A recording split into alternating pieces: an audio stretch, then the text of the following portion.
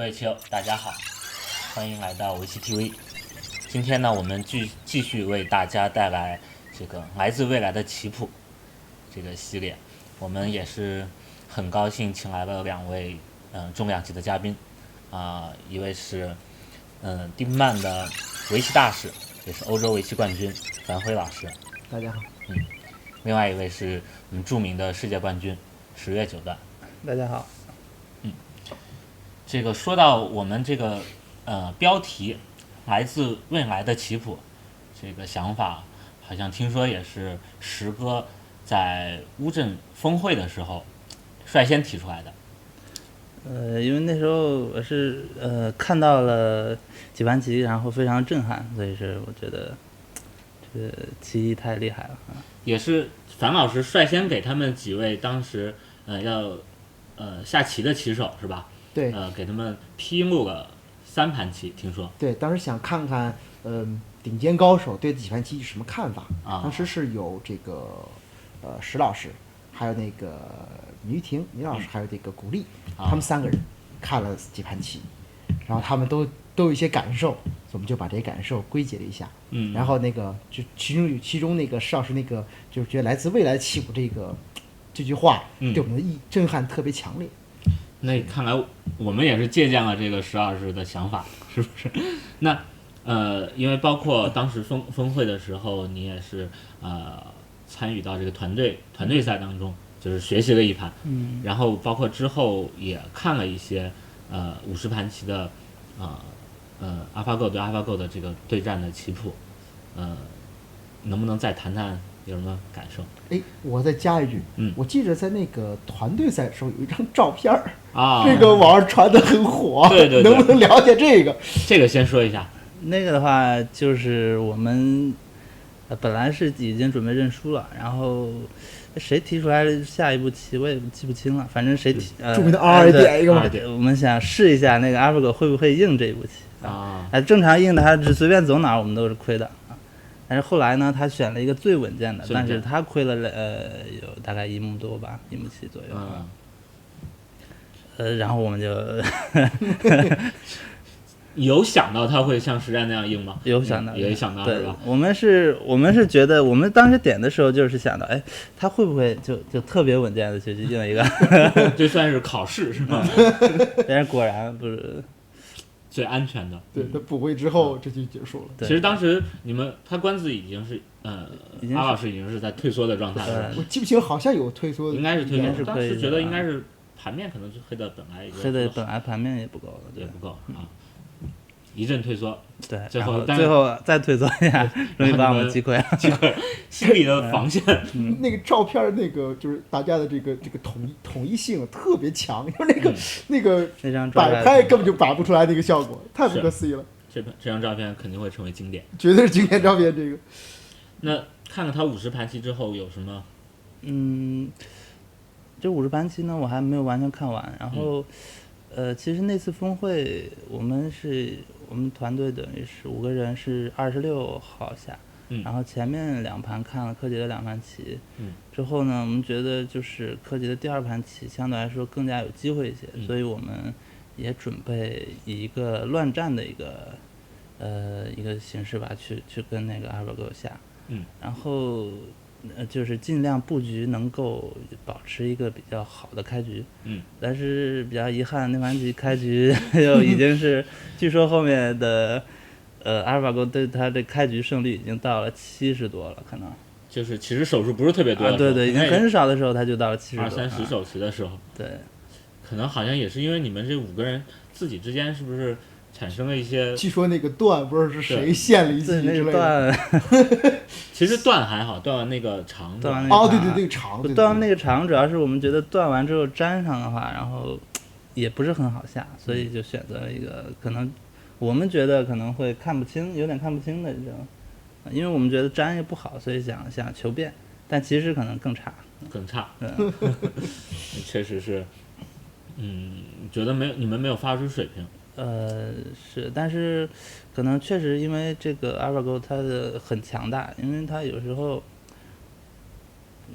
就是说比他弱的话，不容易发挥自己的水平，就是就始终被压制，始终被压制的那种被掌控的那种感觉。确实是，就是在这次团队赛上的时候，我就看到这是唯一一次黄博士在下棋的时候笑，整个那么多比赛他都那么多盘棋他都没有这个微笑什么都没有。这是非常难得的事情。那个的话，可能就主要是我们这个在这个研究的时候，意见会有很多处不统一，然后争执，然后可能黄博士实在绷不住了，好有意思啊！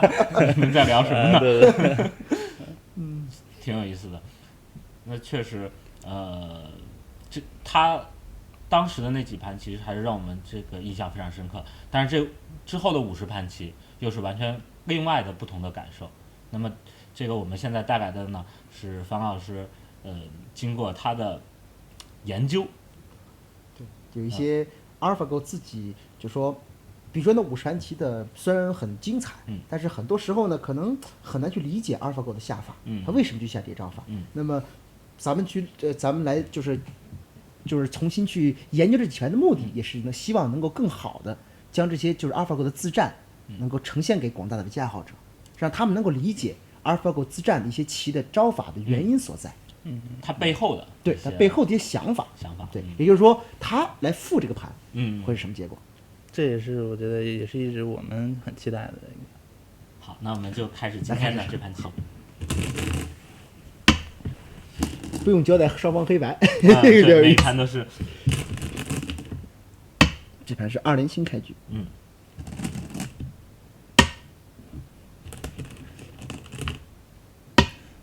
这个2连星就是说，我看 AlphaGo 他的棋，很多时候他都特别喜欢点33，但是呢，他也不怕别人点33，是这个意思吗？对，他认为点33或者点别人33，或者被别人点33，或者下星，各方面都是差不多，都是差不多，就类似于定式一样啊，就是他下小目被别人挂角，但是他也会去挂别人的，就是挂别人小目，一个道理，就说差不多，都能下，可能就是他比较偏好的定式。对，就说他认为这个就应该这么下，其实是一个道理，但他很多时候也挂角，不是对点33，也不完全点33，有时候也有挂角的时候。但是这个飞确实是招牌，绝对是AlphaGo的招牌。大部分情况就应对这个小飞挂都是对，都是朝上飞，就是很，他基本上很少去选择这个尖，是吧？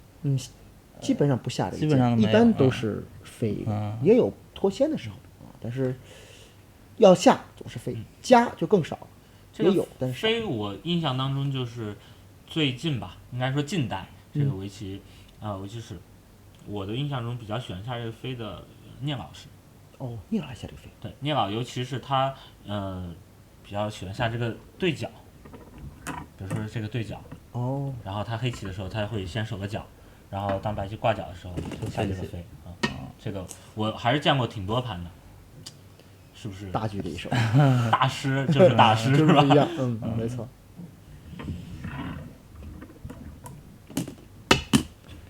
就是这个飞起的话，我们普遍是觉得，角上可能有脱了虎，或者说脱了连扳这种直接活棋的定型手段。就是史哥所说的，就是对脱白棋扳，然后黑棋呢，在很多时候可以选择这个虎，对，然后做活的时候可以选择连扳进去，是不是？还有这个断的可能性，当白棋外围子力比较多的时候，黑棋好像在脚步腾挪的手法会多一些。对，但是白棋相对来说比跟这个尖呢，就是步调更快一些，可能以后如果说能在这里补一手的话，那么这步棋肯定是选择放在这里，对，更舒展一些。是。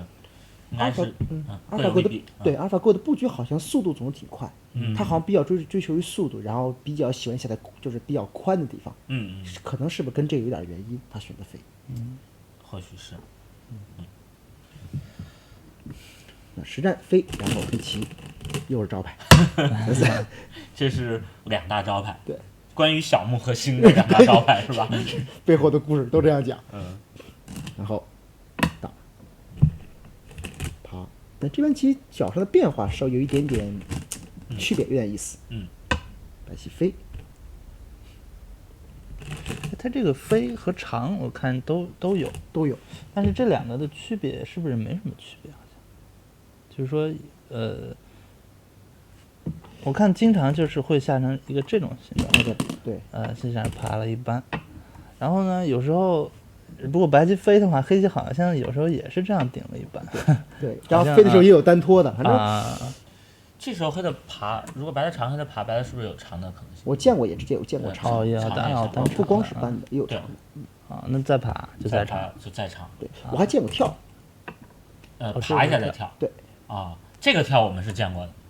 这个跳50盘棋里面是出现的。那就是我记错了，有可能是这个时候跳，这个时候有可能这个跳，这个时候跳会下成一个对，然后冲一拐先贴贴，然后冲一段一拐，然后碰那个是吧？对，我见过，我就记得我有见过这个棋形，对，断这个，一粘一碰，好吧？黑的原来是拐，是白的贴住。对，然后他好像经常会淡淡的，有时候拐，有时候脱先，这个是有，就是长的话，好像黑的再爬白棋很有可能是接着长的我好像也见过爬扳的，我也见过，那它的次序就是说，也不是绝对的，不是绝对的，不是绝对，可能也是根据周围场合不同，它的变化和次序都会变。或者说它这两个差不多，它就会随便选一个。有时候可能是这种情况，但有时候可能是因为场合，这就很难去具体界定它了。比如说这盘棋，它这个飞的时候，黑棋就没有选择这个顶扳，他选的是单拖的。这个单拖。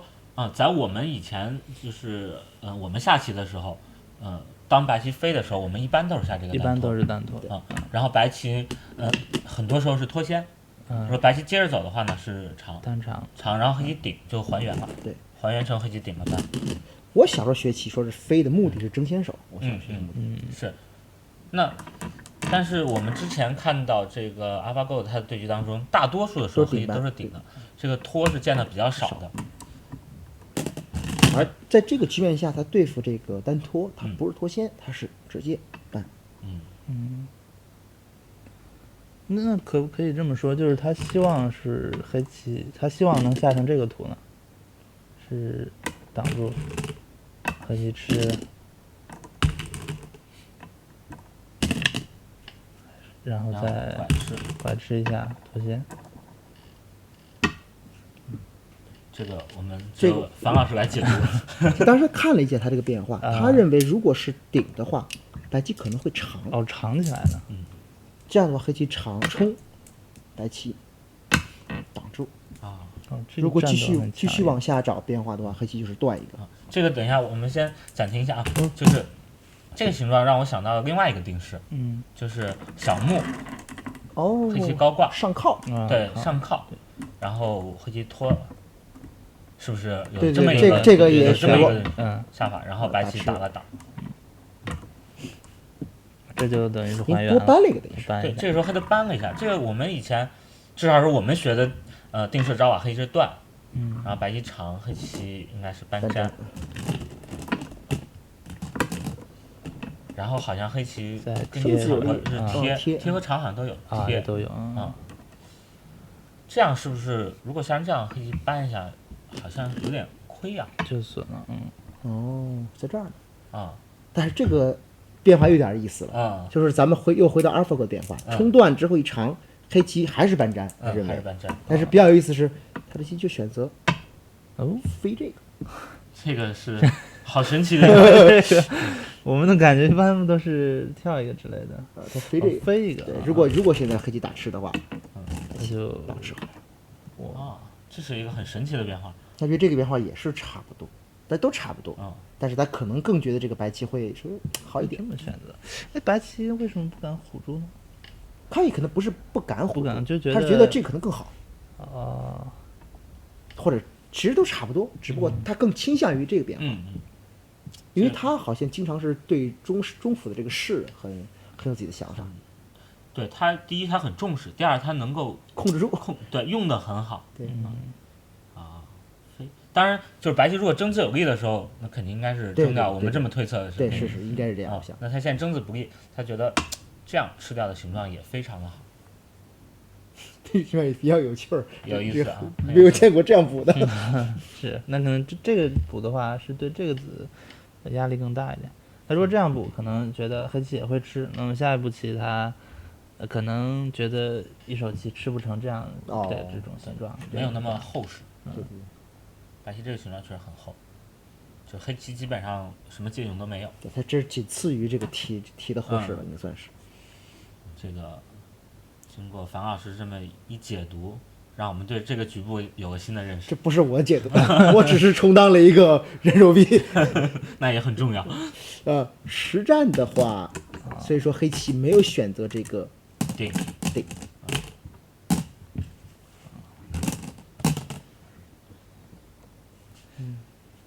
这样。那他没有定，单推的，单推的。脱退。然后白棋，虎，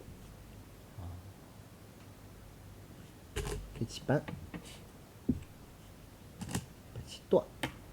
哎，那么和空搬是有可能有一些区别。就是比如说，如果是这个时候搬搬的话，是不是白棋会反搬？如果按刚才的说法，哦，不怕黑棋这样。对，这样你粘着我打回来还原了。啊，对。而你陷入再退的话，它可能不虎了，它就打住了。10个这个反搬是，好感觉。这个就推理出来黑棋为什么是得退完之后再搬这个的次序。这次序都还是挺有意思的。搬，断，黑棋搬，粘，白棋虎。角上这个形状倒是经常见，只不过外面其实比较少见。外面白的这个形状不太容易看得到。那么黑棋直接练出。这里这白棋如果说补在这里，他是觉得，因为就从我的就是思路来看，就是黑棋这方已经是铁活的一块棋了，然后白棋这地方如果说有个子，他可能觉得这地方手控这样更扎实一些，但是这边没有子，反正要我下我是会跳在这里，因为你看这边漏风也无所谓，这个子吃掉也不怕。我想可能就是认为他觉得虎这个的话，下棋一手就补干净了，所以可能黑棋会杀出来。那么走这个的话，就是说白棋下步棋虽然也能补干净，但因为这段有缺陷，白棋可能下步不知道怎么补了，不想补，白的就不会再补。他说与其这样，不如就逼着黑出来，直接进行一个战斗。也是有他的，这是我的理解。我觉得你的理解，如果这样的话，黑的一定会推荐，有可能会拆一个，拆2或者拆3。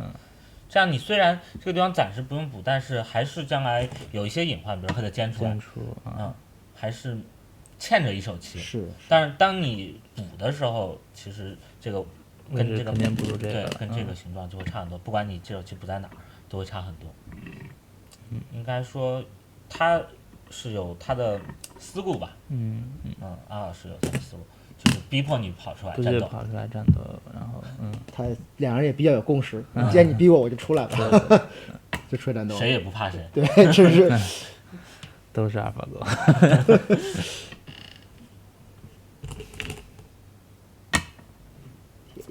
这样的这个开局还是挺有意思的，直接就开练了。对，一般。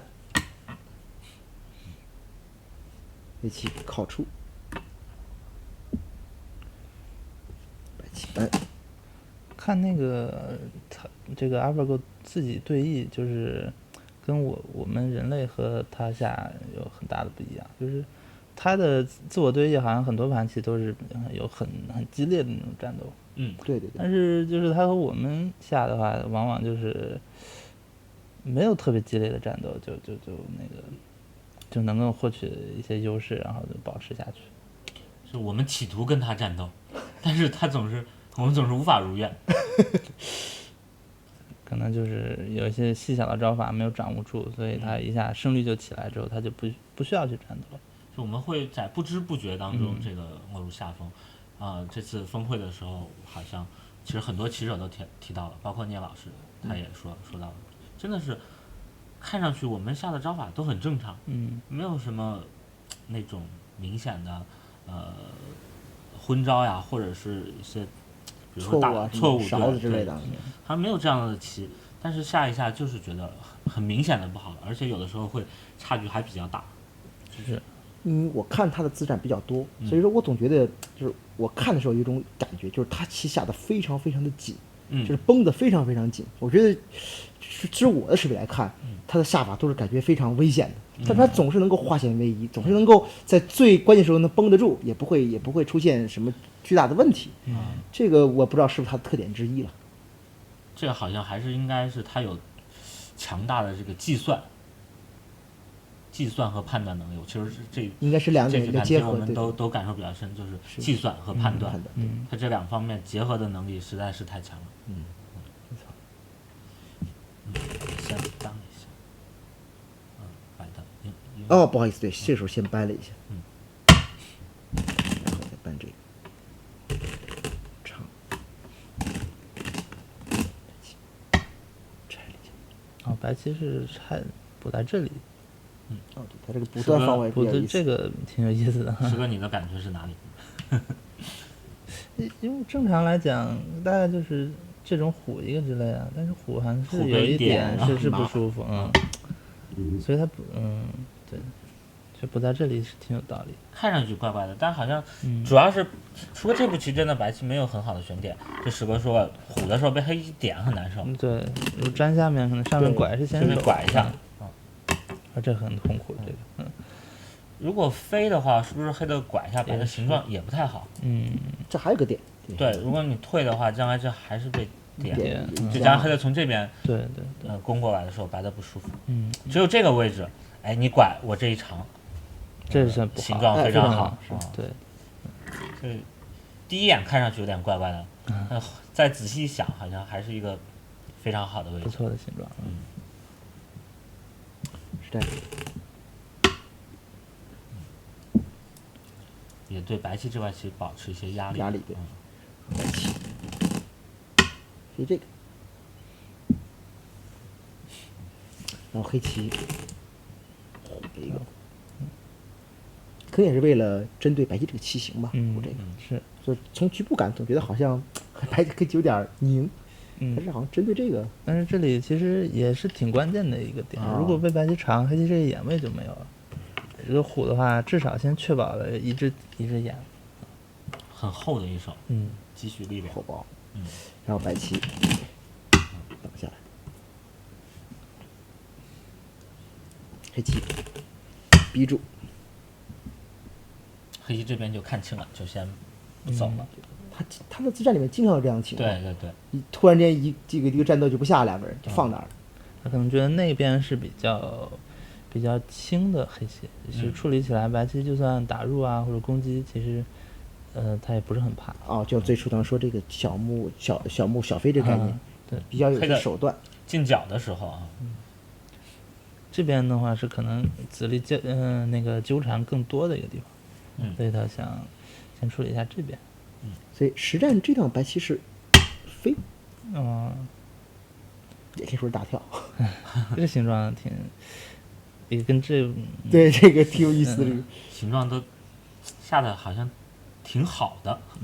拿捏的这个，这是不是普通一点？可能我们淳朴一点的想法，小跳一个，小跳一个。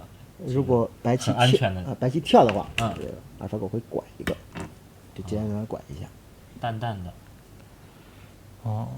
他如果说这个的他也拐呢，就退。对，他觉得这个因为这样白棋他认为也是只有粘的那这个肯定是比那个。那我提个问题，如果白棋如果从这里飞呢？这个力量好大，这个可能自身有破绽上，黑棋就我这拐的话我就挡住。你如果说那我这个如果你断我还是那我说断你就吃吧，断我就吃这个吧，吃这个，你再这样，再加住，这样应该不怕，这样不怕。你可能会，我估计你可能会就是这地方跳一个先手，你就从这边打呀，或者从这边飞出来，或许是这样。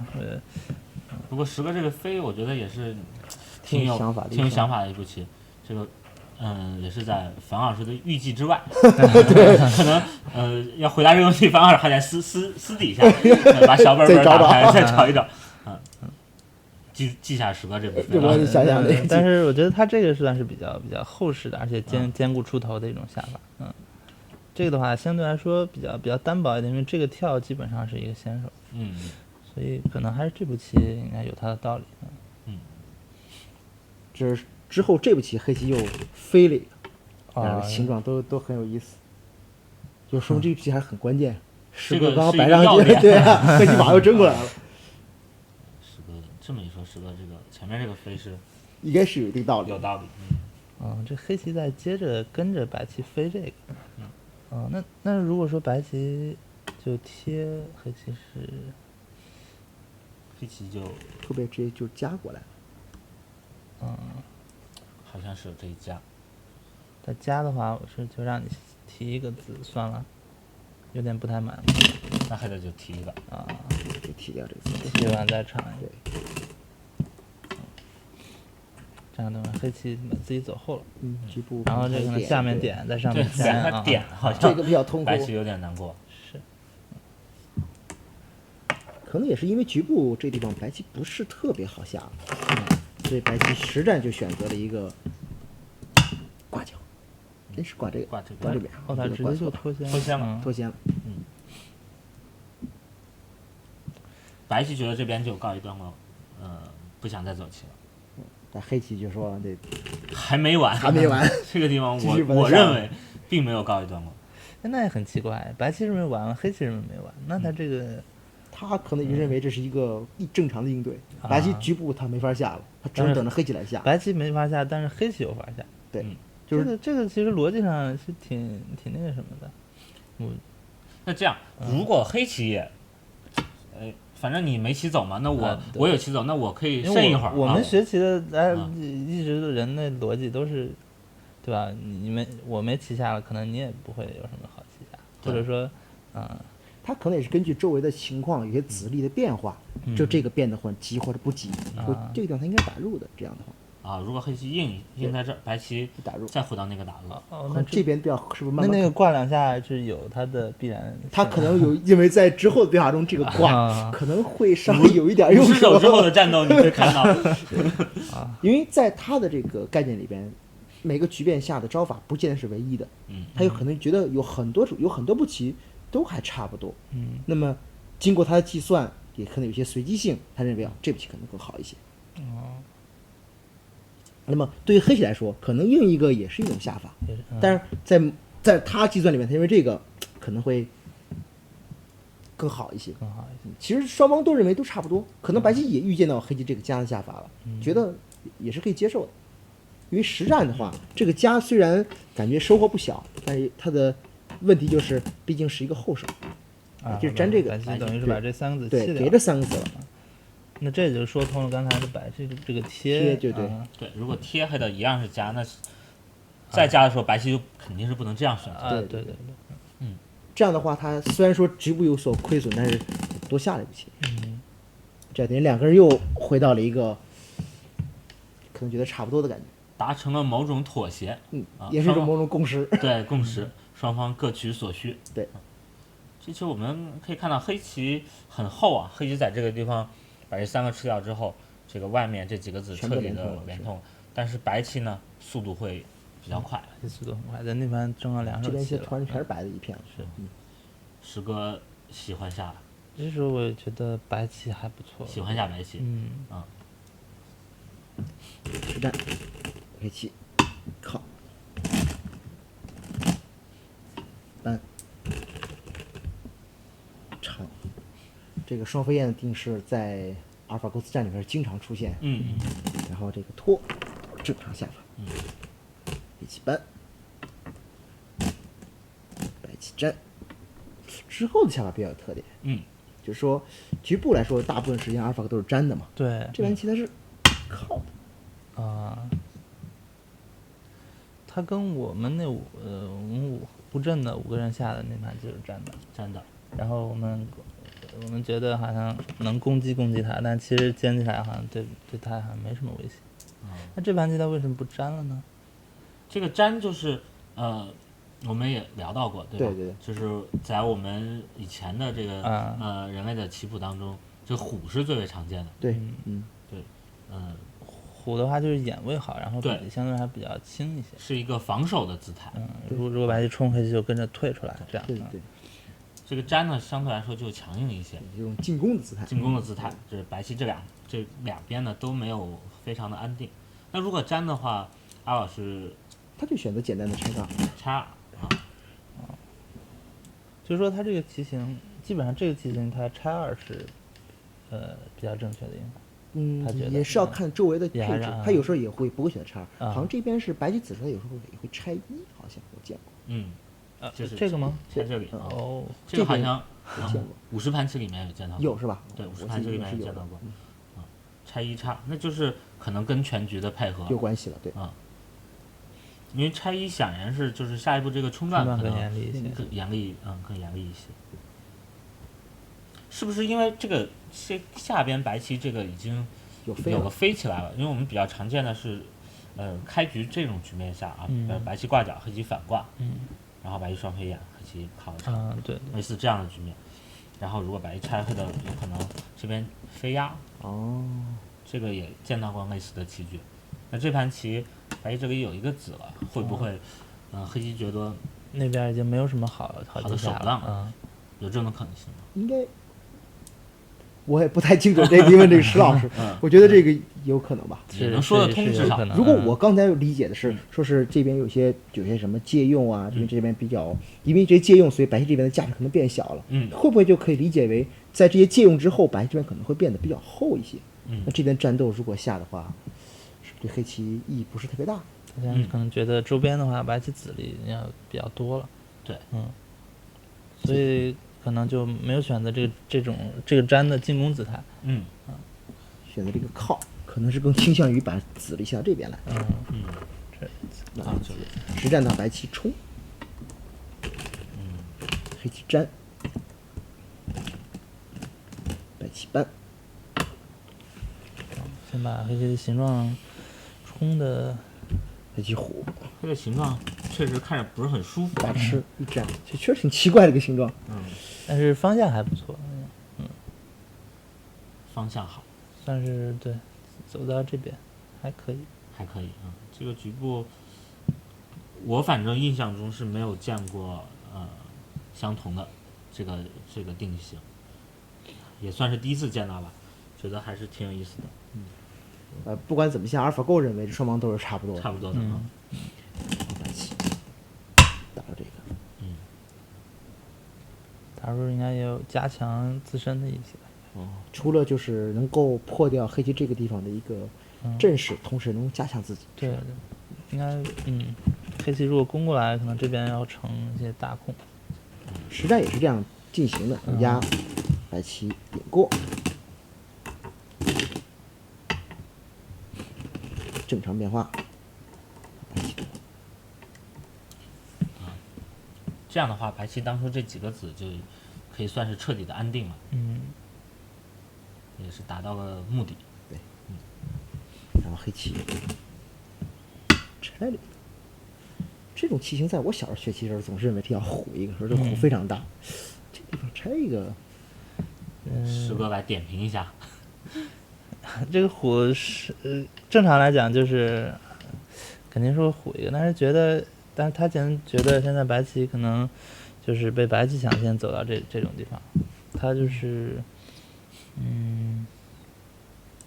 这个目数来讲，其实也就是一个纯的目数，对白棋形成不了什么太大威胁。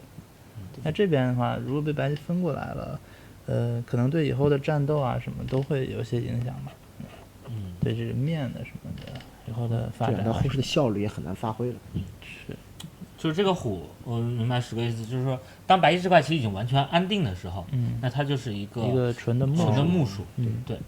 如果这边换一个形状，就是当虎下去，白棋还没有活，那这个虎就价值就不一样了。对，可以这样理解，是吧？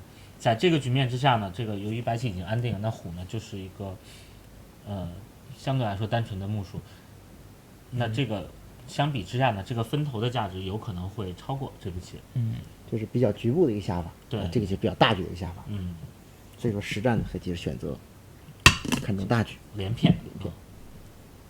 那白棋就把这长了。这还是比较平稳的，这个进行到这里。然后之后呢，白棋打入，这边终于下棋了。这个是夹击还是打入？对，这很难说，这个更像夹击。我觉得如果没有这个，比如说没有这个交换，后一个人那黑棋这多一个子，感觉这就有点打入的感觉了，形成一个拆。对。然后黑棋把这个子吃掉。这个很厚实，很厚。对，这目数虽然说不是那么大，但是非常厚。白棋接上之后，黑棋这个棋也不是特别的安全了。对，我们可以看，如果这个被白棋接到的话，白棋有可能从这地方尖冲出来的，也威胁黑棋的。对，如果这个子吃掉的话呢，白棋从这尖冲出来就是单纯的破目。对，这个还是区别很大的。而且这个白棋是不是也是被对它的眼型啊，它的这个根据地也会差一些。这个时候形势如何呀？如果是要判断一下点目什么的。现在目主要是不太好点，因为这些都是实地，但是这边的目，不是太好算，因为以后就不知道黑棋那个子，白棋脚上要算多少目。这条边，白棋有多少目？我觉得这个可能这个判断也是，就是我们觉得很难的一个地方。我们是比较空旷的地方。数得清的就是黑这个地方大概是16目棋，白棋这个地方呢大概是有一个8、9目棋。对，判断就到此为止了。再判断一下，这个地方黑棋，大概可能只能粗略的这个感觉一下，可能是差不多接近20目棋。对，反正就是基本上在这种情况的或者中盘的时候，我们的判断的大致的一种感觉，比如说这个地方黑棋的目，我大致会给它算到2线，然后再加一定的一些3线的目数。大致就是2、3线结合的目数对，但只是一种感觉，你完全不知道到底具体，肯定是点不清的这很难，这太难了，实在太难。但是这个我觉得可能是电脑它的强的地方。那不用问了，阿老师肯定是觉得这个时候都差不多，就是觉得俩人都你觉得这棋很接近。战斗还没开始，还没开始，这布局阶段算是。战斗应该是从下步棋算是开始了白棋黑棋打吃，然后白棋是打入率先出手，这是真正的打入了。对，这个绝对是打入，这个还不好说，这绝对是打入了。我觉得这个时候觉得下面这条边好像也很宽啊。白棋要我的第一感，我肯定是在上面走棋。那石哥来一步。他比如说贴起来，或者说就是总之就是想补强一下自身吧，因为那边我觉得白棋也挺宽的，就是比如我们就最简单的，白棋这里有6个，黑棋这里有5个，对吧？这也是，而且白棋自身围起来的并不比黑棋的小，那么他这步打，因为这地方还有爬进来之类的，所以这步打入呢，具体破了多少空，其实也。不好说，这个贴起来，我也想下这里吧，你可以说，还是一个眼见的一个很大的地方。阿尔法哥认为这个贴也不是一步不错的棋，这个贴啊，这个打入啊，都是在他首选之列里面都是比较大的。可能我想他这个打入是不是更多的觉得这个后势并不是特别厚，对，他可能对这玩意儿还是有一些想法。是。而且你说打入完之后，他以后从这里压过来比较舒服。压过来之后，我觉得，他下棋特别擅长就是压缩别人的效率，这个得就将对方子效尽量降到最低，让自己的子效提升，对方的子效降低。子效的游戏嘛，对，确实这个压，这个是挺难受的。就如果说黑棋能把这块空围得比较大，那效率就很高。所以白棋他想率先就去进去破坏别人的效率。而那边是不是他有可能认为，如果白棋先动手，自己去围，可能也不见得能围出很高的效率那边。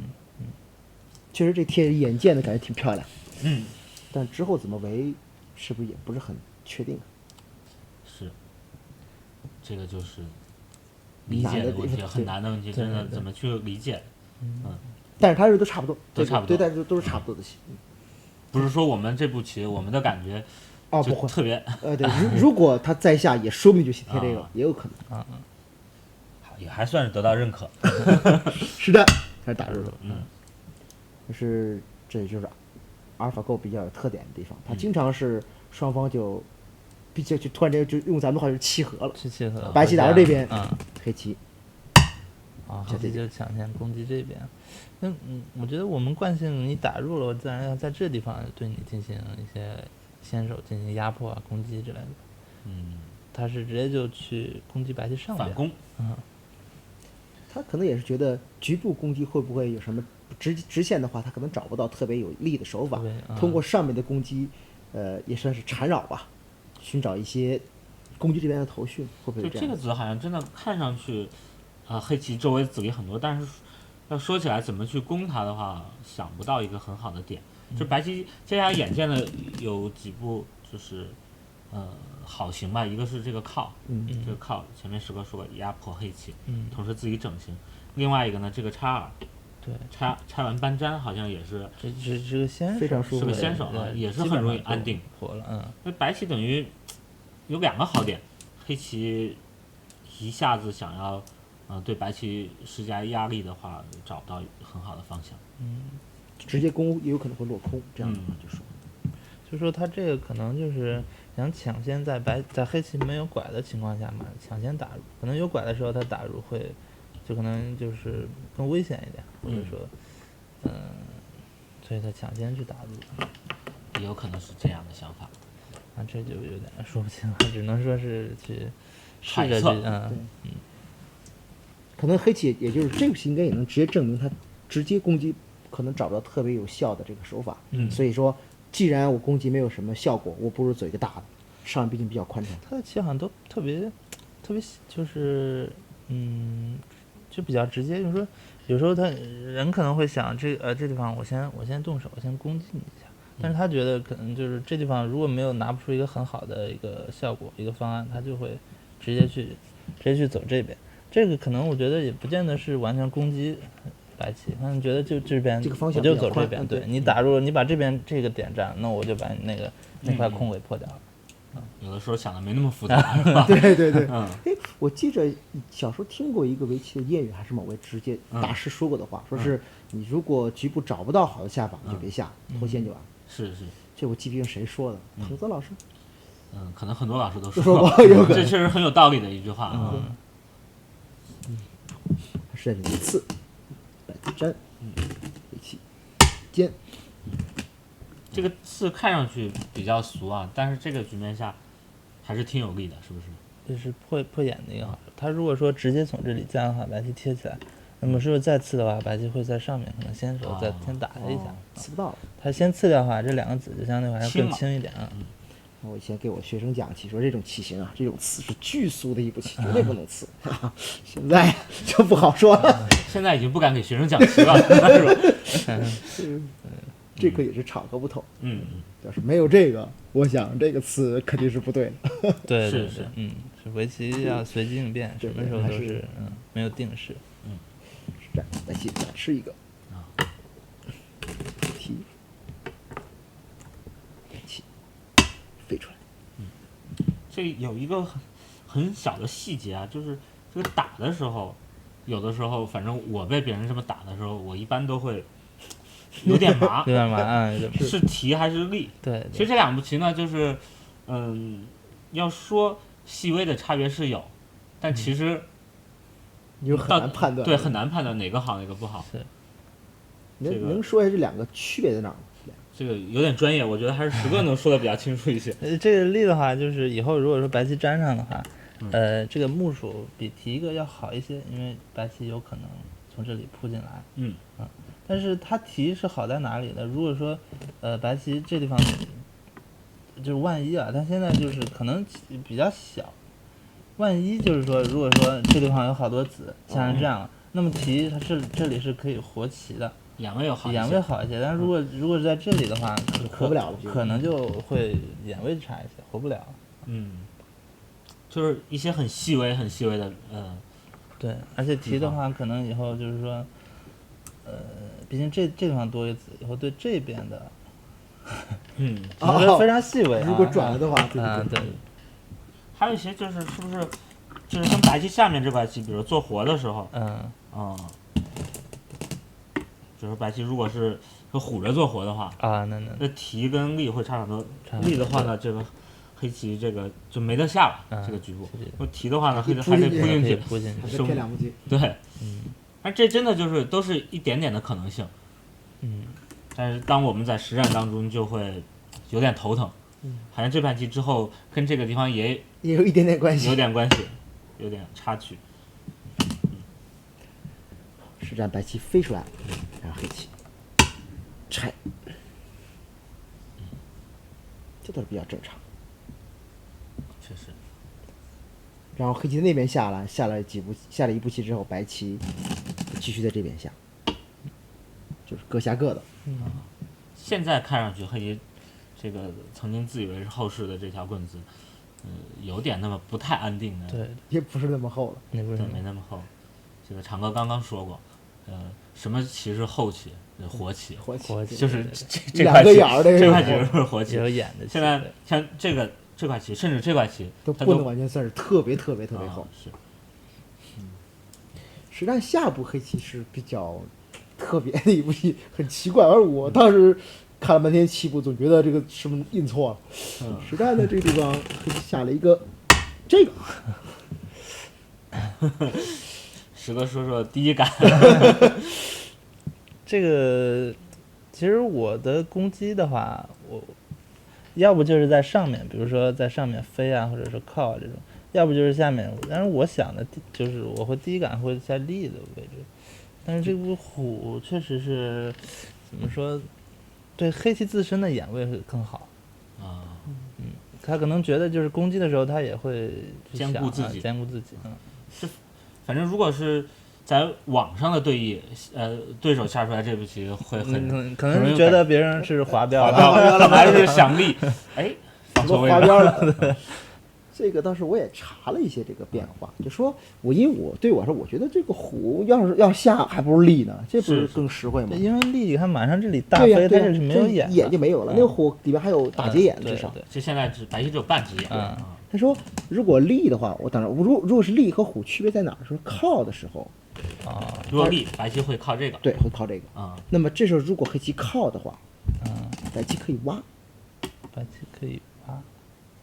这么凶悍。而如果是在这儿的话，就挖不动，白棋只能靠搬了。这我们给大家对，现在白棋就这个地方的话，如果是立应该先不是这个，对。如果白棋挖的话，黑棋应该从这里打白棋长，然后再把这个粘住，这样好像白棋就形状上崩溃了。因为它断这个断没有用，断它正好虎在那里防住了，就这里。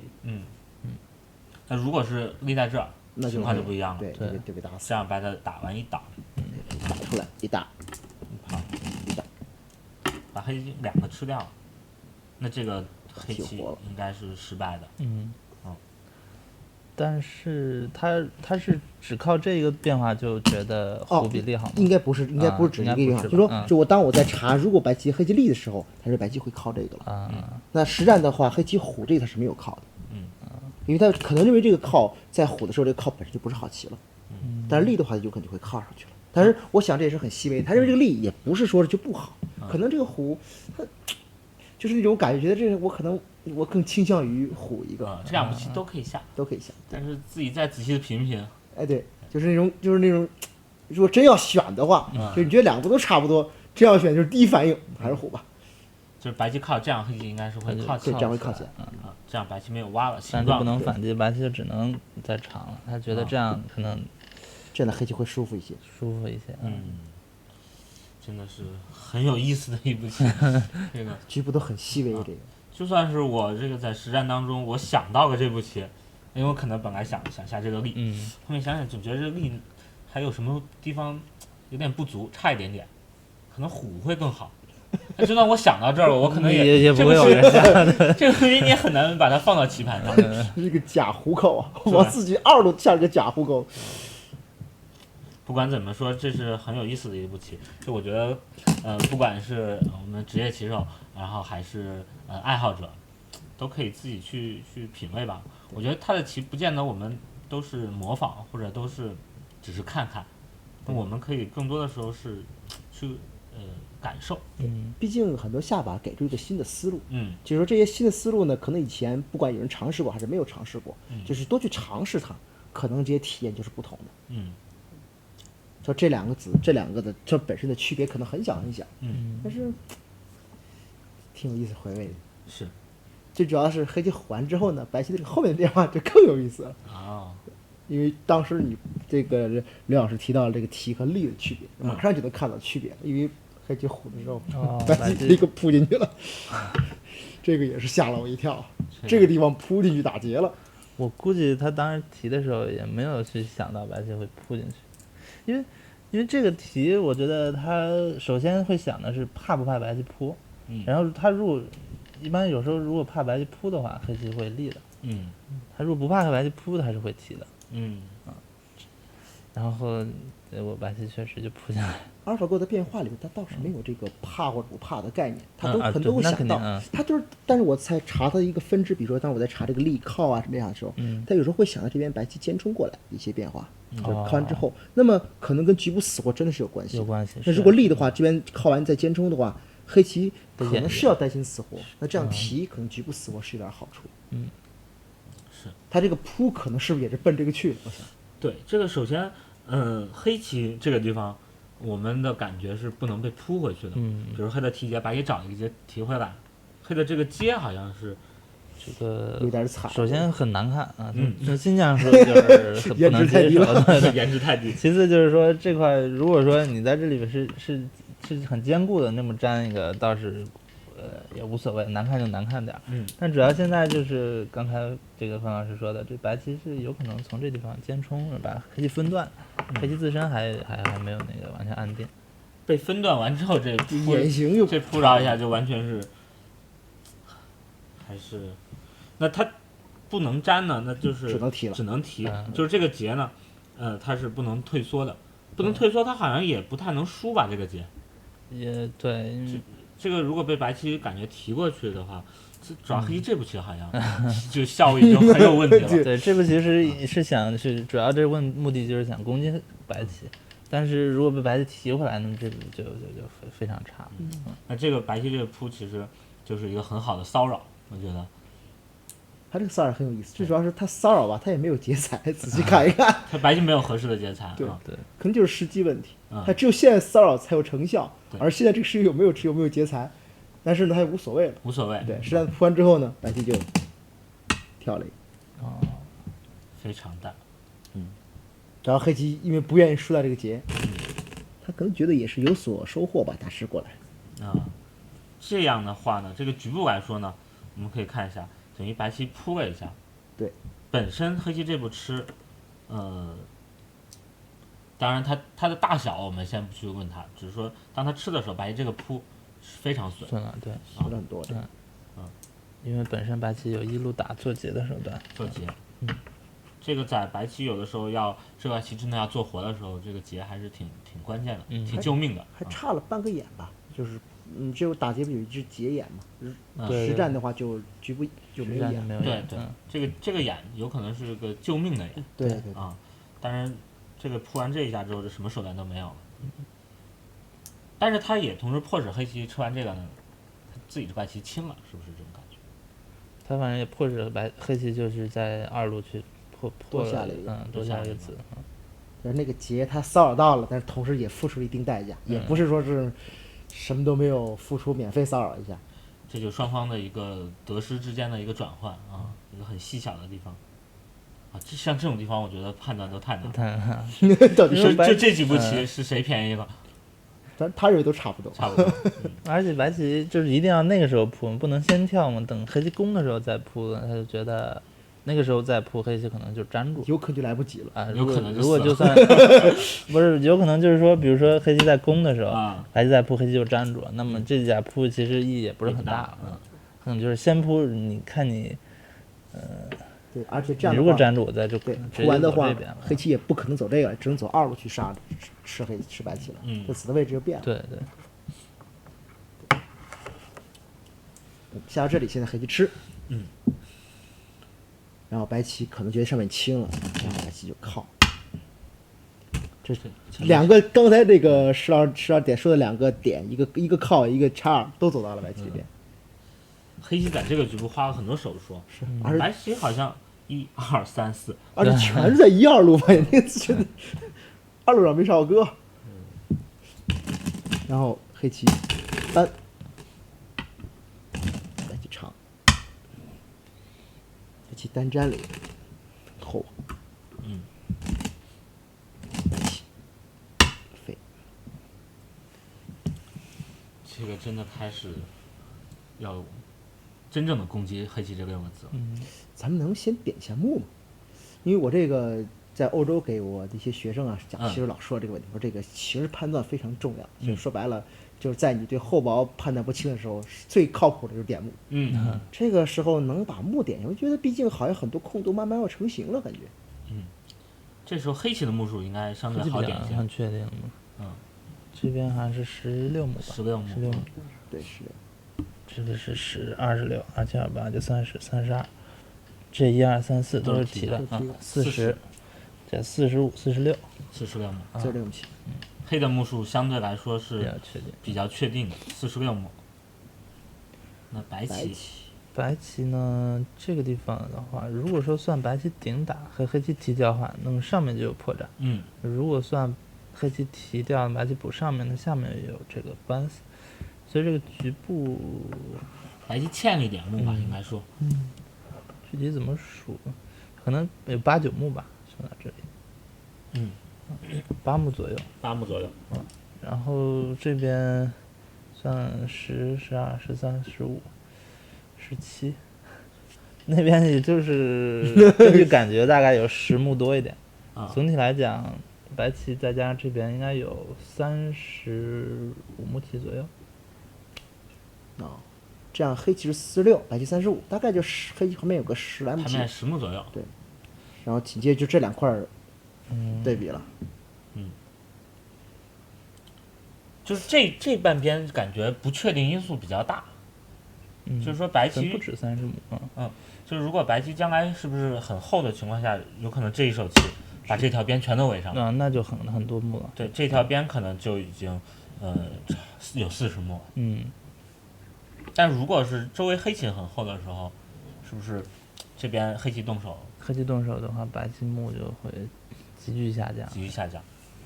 那如果咱们推测一下，就是以白棋的这个战略战术来说的话，那白棋这个攻击的目的是什么？他希望得到的一个战果是什么呢？他希望就是说把你攻的他自己先手能够联络好，然后把你就是都是攻的单关自己做活啊。他能争取到一个先手之后再抢的那个。我说理解就是你的意思就是说攻击黑棋这块，让白棋这边获得安定，然后白棋先手把这个角一补。对，这样的话黑棋贴目可能会比较困难。是。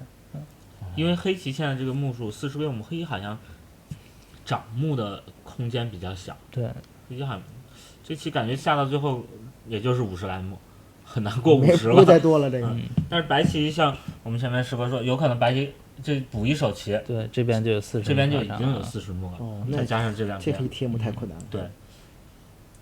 白棋的目的，师哥所说，连后通过攻击，然后抢先手，完成这2个目标。对。那就说黑棋就是要针对这2个目标，不能让白棋做到这2个。对，其实我们下棋也要就是业余爱好者下棋就是还是目标得明确，就是围棋就是知道当下我们要干什么，目标是什么。明白。对，从这个攻击开始，黑棋后面的很多制孤的手法，非常有意思下来。所以说为什么我说希望能判断形势，这样对现在有一个大概的了解局面，可能对之后的这个下法的这个认识就会更好一些。实战呢，黑棋点了一个，穿象眼，这好像现在还在追究白棋的问题。对，这好像是白棋一个5个子的一个小堡垒。对，他是先叫做以攻为守，说这个最好的防守是进攻，有这个说法。这个反正我的第一感受是先自己先出来再说。这个是正常的，我们正常容易想到。对，他也看的，我也问了他这个，如果黑下2，白棋怎么下？白棋就会靠完虎。这个白棋首先这步棋，一个是让自己的形状变厚，走得更扎实；另外一个是破坏黑棋的形状，破坏黑棋眼位。这边的话，这个将来有可能会被刺掉。这个目数好像已经好很多了，已经这个顶大先手。而黑棋很重了。对，这样黑棋好像确实有点难办了。长是不是就直接被断掉了？对，可能黑棋也看到这个就是不太舒服，就是我觉得如果就是这样黑棋这条方向逃跑出来的话，有可能前面史哥说的这个2个小目标很难实现了。白棋很容易实现，应该很容易实现。因为这个眼见的，比如这样出逃，白棋可以先把这样吃掉，然后攻击的手法从这一带，对，大概比如说这一带走了，好像这边就已经很容易的已经慢慢连上了。那黑棋还要跑，可是这2个目数白棋已经得了，关键是。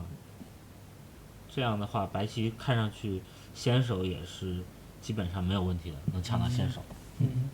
这样简单的黑棋简单的出逃，是不是形势就会不太好？对，他觉得这样黑棋形势不是很乐观。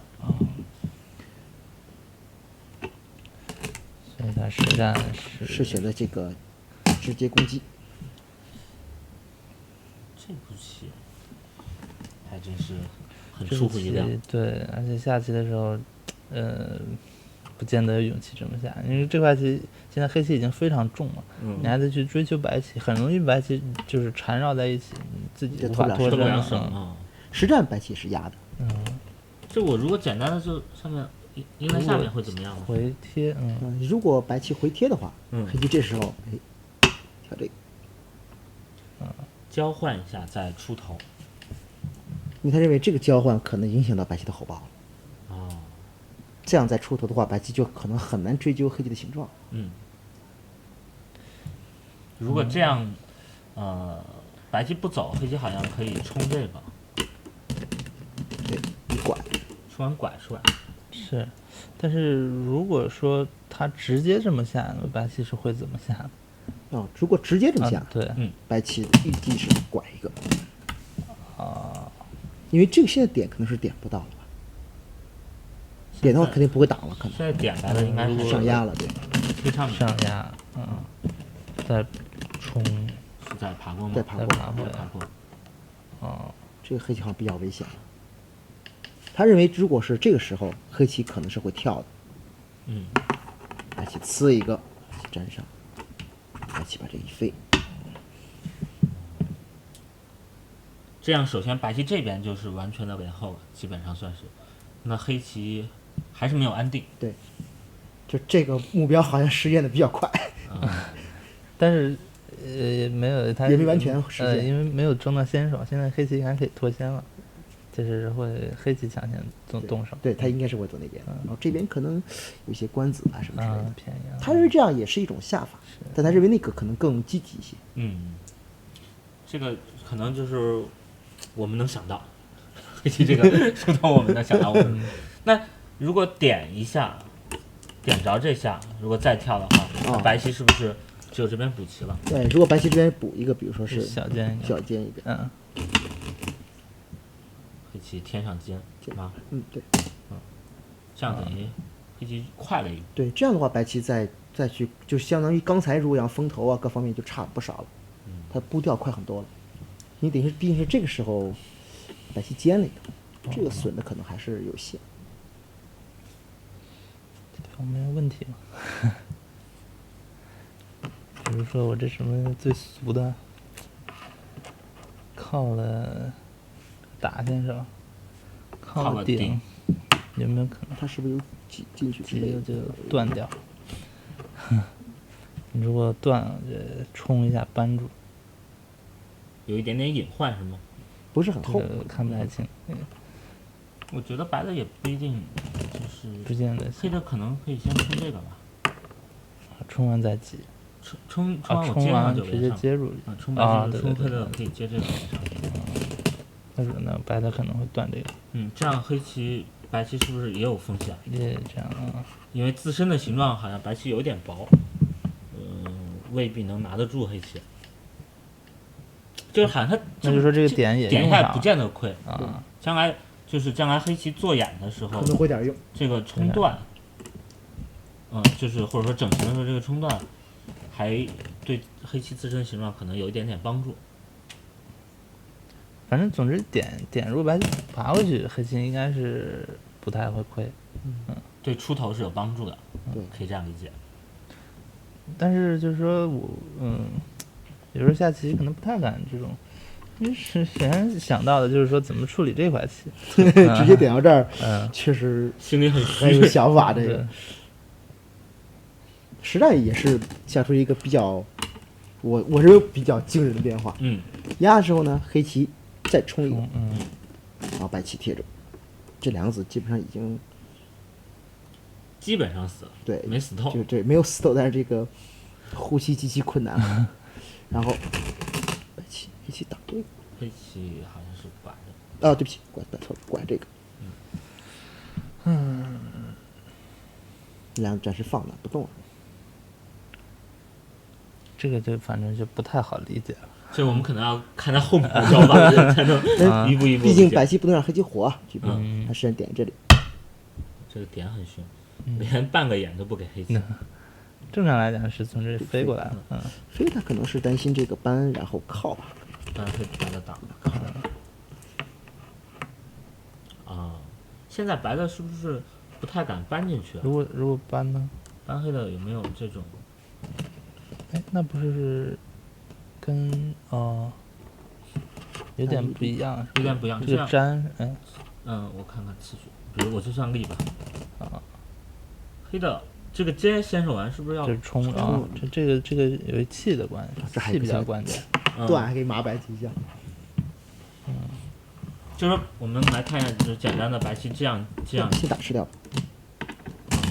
这是先打掉。如果白的把这边都收下的话，黑这冲白棋这边的形状好像是有问题的。好像已经收不住了，已经。冲，再冲，再冲，再渡。那是不是打？有可能是这样卷过，把杀那边。看一下这个变化。有可能黑是不是弃子了？有可能直接卷那边了，因为这个目数已经差好多了。对。打不打掉？可能不打掉。有点撞气的可能性。这个白棋应该不行。这我们可以看，白的拿不住黑这样，是不是黑的就算弃就算弃子，觉得就靠出来和白棋是不是？石哥还不放过白棋。你说从这边走也可以，或者说是这个地方直接走这个也是也行。白棋贴黑棋顶，那这个粘也是后手，这个也非常好。就是这两个失血太多了，然后这块还跑出来。这样白棋是这个。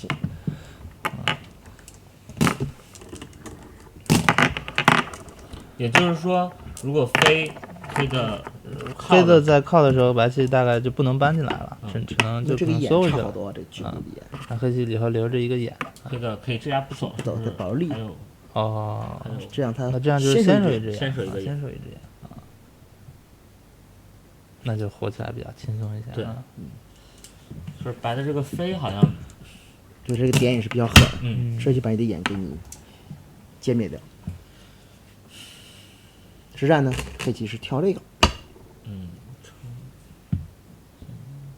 对不起，他先冲了一下，此时先冲了，然后挑。这个冲，也不知道为什么要冲一下。他可能，但是我觉得冲是随时都可以冲的。他可以认为这个白棋也不会去吃这三个，对，白棋是爬回来了。他实战是挡的，挡住啊。我也确实有一种为什么不爬呢？就觉得挡好像有点影响。他是爬的目数特别好。对呀，但是这个爬有一个问题，那边应该黑棋可以直接从这儿杀出来了。这个很复杂，但是因为白棋断点比较多。我们前面说过黑棋这两个子呢，就是基本死了，但是其实他还没有死透，还喘着呢。对，就是当黑棋跳，白棋如果从这边爬的话，黑棋是要杀出来的。他一旦杀出来，这个白棋也是白棋自身也这个刚欠了一手棋，我们可以看到黑棋这刚随时有一冲，这个是就是咱可以再摆两步的，这个大赤长大赤，这个也很吓人啊，黑白棋这个一旦拿不住，是这样，暂时看不到白棋有什么好的。白棋的毛病很多，这个能冲，这个能断，这两个都没有。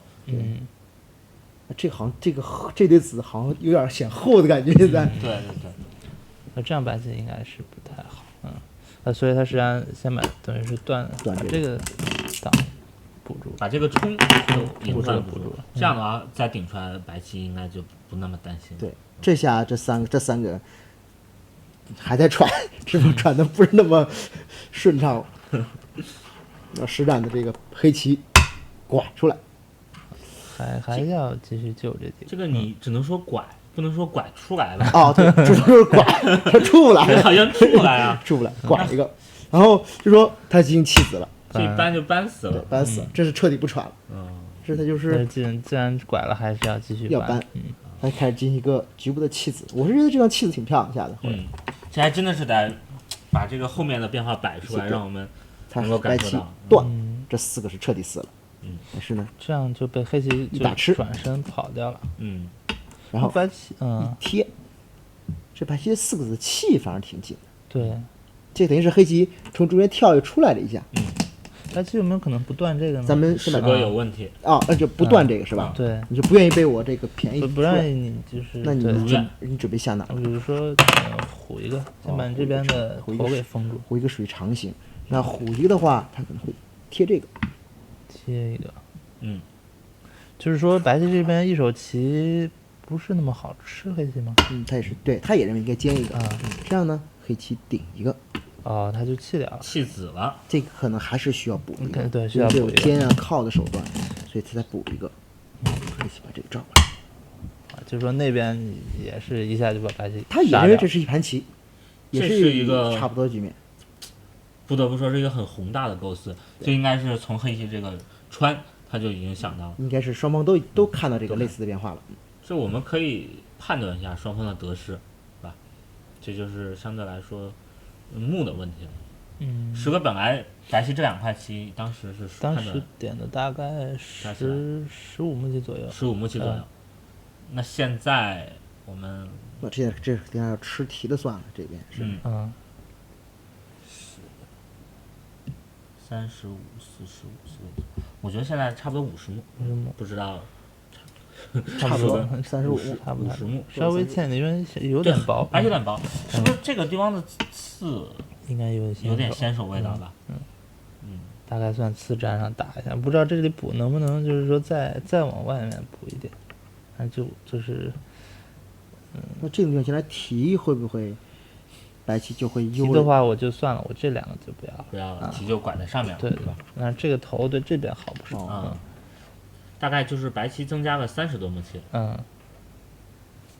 黑棋黑棋好像增加的也不少。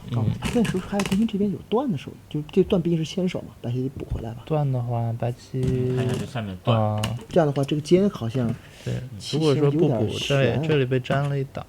是好像要出问题。黑棋这个力对这白棋这边是先手，白棋对这边也是先手。就白棋现在要做活的话，要做这个眼，做这眼，那黑棋力这个断，这样就出问题了，白棋。所以断的话是先手，白棋只能补在这里。大概是补在这种地方。如果你是尖的话，或者说补在这边，就感觉好吓人。现在这边有一些对，好像这一穿已经有点问题，看不清楚了。对。我贴黑的这个至少这个跳是先手，这外面好像线手更多了。是，但吃的很难受，这样吃的。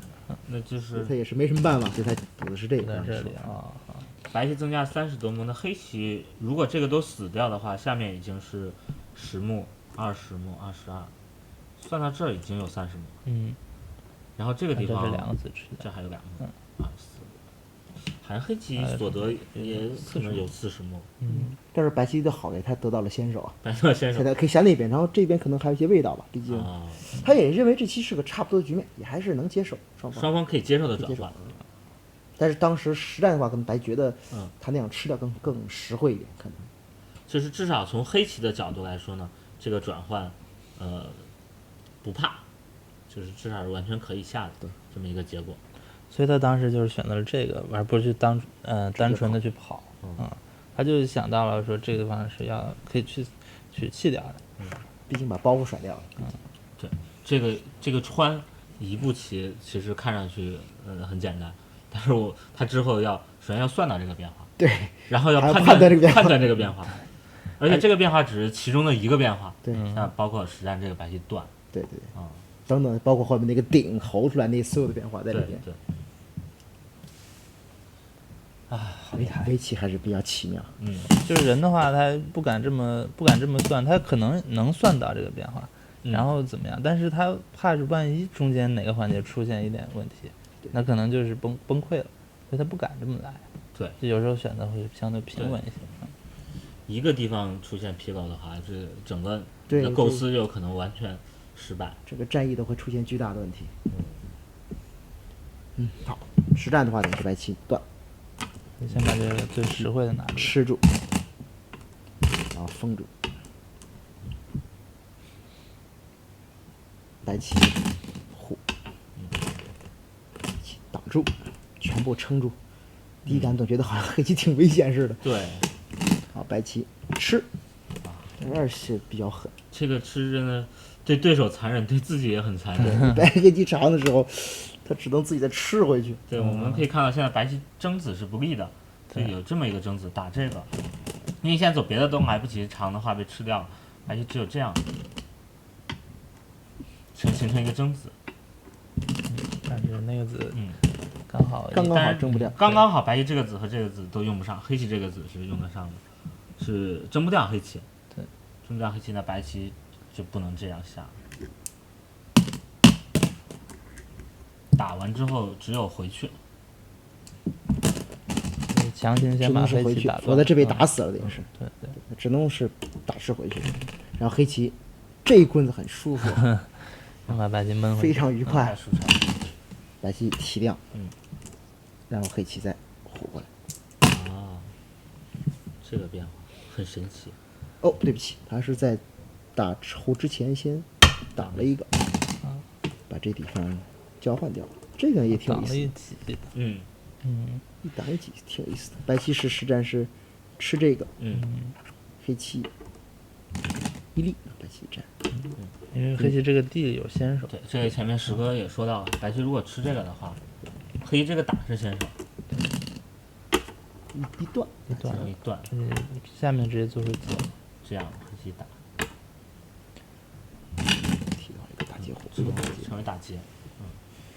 所以他在外面没走的时候，他先交换这个。如果说白棋为了便宜点目数而去选择吃这个，那可能就不见得会去这样这边这么下。对，黑的有可能就不见得非要虎这个连了。这个目数确实便宜的很舒服，这个目数。这个立之后，黑白只能外粘这个，尽量要被打回去。然后这个时候，黑棋再补上。这个，我们说到这个白棋前面这个断打，对，是对对方残忍也对自己残忍，因为很直观来说，我们看本来是这个形状。白棋本来自己补回去，白棋是可以自己吃回去的。自己吃回去呢，当然这个没有断开，对黑棋的压力小一些，但是自己呢也没有被这样被打回去。其实，这个变化我们相对来说更容易判断一些。这样的话，反而黑棋是不在哪里。应该虎吧？还是应该？你好像听你前面哦，对，跳这个，我不好意思，是跳。前面教给我一下是跳啊，就是这个变化。我想了一下啊。我们可以怎么说呢？手割一下。我们把这些棋子拿掉。其实角上这几步交换呢，相对来说还好，都差不多，差不多啊。我们回到这个形状，相当于这个形状。黑棋我们前面说的这个跳，出头，就是这个所谓的靠啊，然后再虎过来。靠了虎的时候呢，黑棋长。我们本来说这个长是不行的，因为直接被断死了。但是现在呢？实战的效果等于长的时候呢，白棋跟着硬了。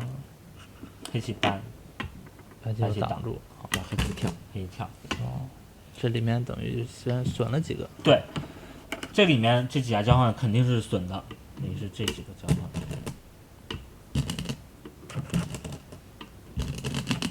但是看损好像也还有限，损。对，毕竟是首先白棋也是活棋，对，首先白棋活棋棋就是一点木数啊。那同时呢，这个地方呢，紧了白棋口气，白棋头有一点软，这个稍微有一点关系吧。这是不是还有个扑？可能有点关系，有一点点关系。但是不可否认，黑棋这几步教呢肯定是损了一点。但是损的呢是可以承受的。对。那黑棋的所得呢，我们前面说主要是长的时候。对。长白棋贴有扳了一下，黑棋顺利的整形。石哥，你看我这个。可以，这样分析可以吗？很清晰。是不是可以说像这样黑棋还算是成功的？这也就解释为什么白棋宁愿自己被打回去，也一定要让把黑棋的棋形也拖累上。这个其实从这个川开始，我们首先肯定是想不到之后能够进行成这样。对，当真的进行成这样的时候呢，我们再仔细的去判断得失。然后再去想这个前因后果，其实是能够，尤其是有樊老师这个讲解，我只是负责传达他的这个想法而已，让我们比较对这个局部有了一个比较清楚的，能够更好的理解它。所以这个也印证了最好的攻击就是防守啊，不是最好的防守就是攻击。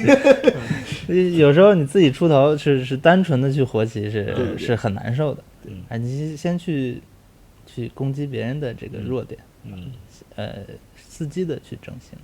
对，这个战术应该是对头的，战术。所以实战咱们又回到这个变化，被打回去这个变化。这是黑棋补住，白棋刺，黑棋把这个占掉，打吃。然后黑棋占上，白棋不依不饶打吃。这个前面被打回去，不能白被打回去。白被打回去。黑棋吃，这都是必然了，一本道变化了，长。黑棋再贴，黑棋长。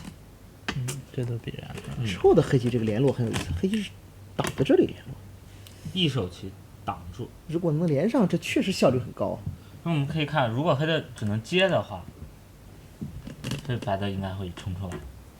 看黑的形状不太好。这边好多先手啊，这边。对，这边先手很多。有点碎啊，黑棋的形状。黑棋眼看这奔着这个白花花一片去了。这个挡不住，没有冲断吗？他可能这个时候应该打这个，是不是打不到了？打到是不是黑棋也不怕呢？也不怕。就算打到。我们来演示一下。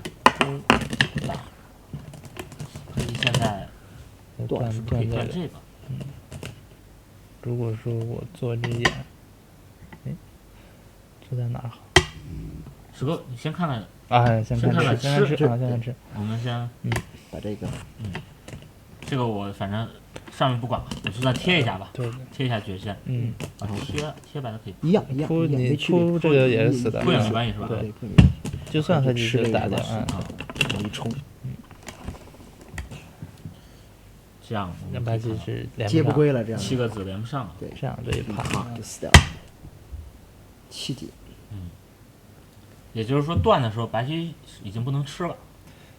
那可能也不太行。不能吃的话，白棋只能是补这边了。对。不管说白棋这边走哪，黑棋吃一个是活棋是先手。看一下。比如说就占一个最简单的。对。这样白棋要杀还是只能再继续搬。用黑棋还最简单的把这个2个子搬死，白棋也不行了。因为那边是吃不掉黑棋，因为这个贴是先手。这样白棋是不是就杀炸了？这样就炸了，把自己弄进去了。原来是这样。所以说这个白棋是不能冲掉，那这个黑棋的联络效率好高啊。就这样一手棋就挡住了，而且这边又把白棋封进去了，那这个白棋岂不是没有什么收获了？不过实战白棋好像拐了一个，拐一个黑棋还能再硬吗？实战就是黑棋没有硬，黑棋断这个。拐一个的话，如果黑棋再硬，那么白棋再去看看这个打这个就有不同，就不一样。再看一下，黑棋硬了，白棋打吃。现在有个这个子有什么不一样？是这个倒六断，黑再断。那么白棋就很从容了，我就是刚才那样杀，因为外面黑棋还牵这手棋，因为这有这个打吃了，打就争死了，加也加死了。黑线只有补一个呢，白棋就下面随便走一个，对，就活。白棋活，黑棋死。也就是这个拐是先手。白棋也没你想象的那么惨，对，是吧？也没有完全是一无所获。但是这个一定能打到吗？也是一个疑问。他实战是断了这个，断这个，断这个。你这个为什么不能断？这是为什么不能断里边呢？断里面那肯定是怕白棋吃掉，担心白棋吃掉。那我现在再走那个边，我现在补这边不是已经解决了刚才的问题了吗？我们再摆一摆。如果说白棋还是这么下，挡住，白棋断，黑棋打吃，黑棋打黑棋，还是有争子的问题。哎，白棋团，黑棋爬回来，那白棋吃这个，这个子是被争掉了，然后黑棋可以从这里，他吃对，一粘，吃完粘上，这样是不是白棋应该这样白棋杀不过，对，白棋也不行，对。但是我想，是不是他觉得断这边很损？断完之后，白棋呢？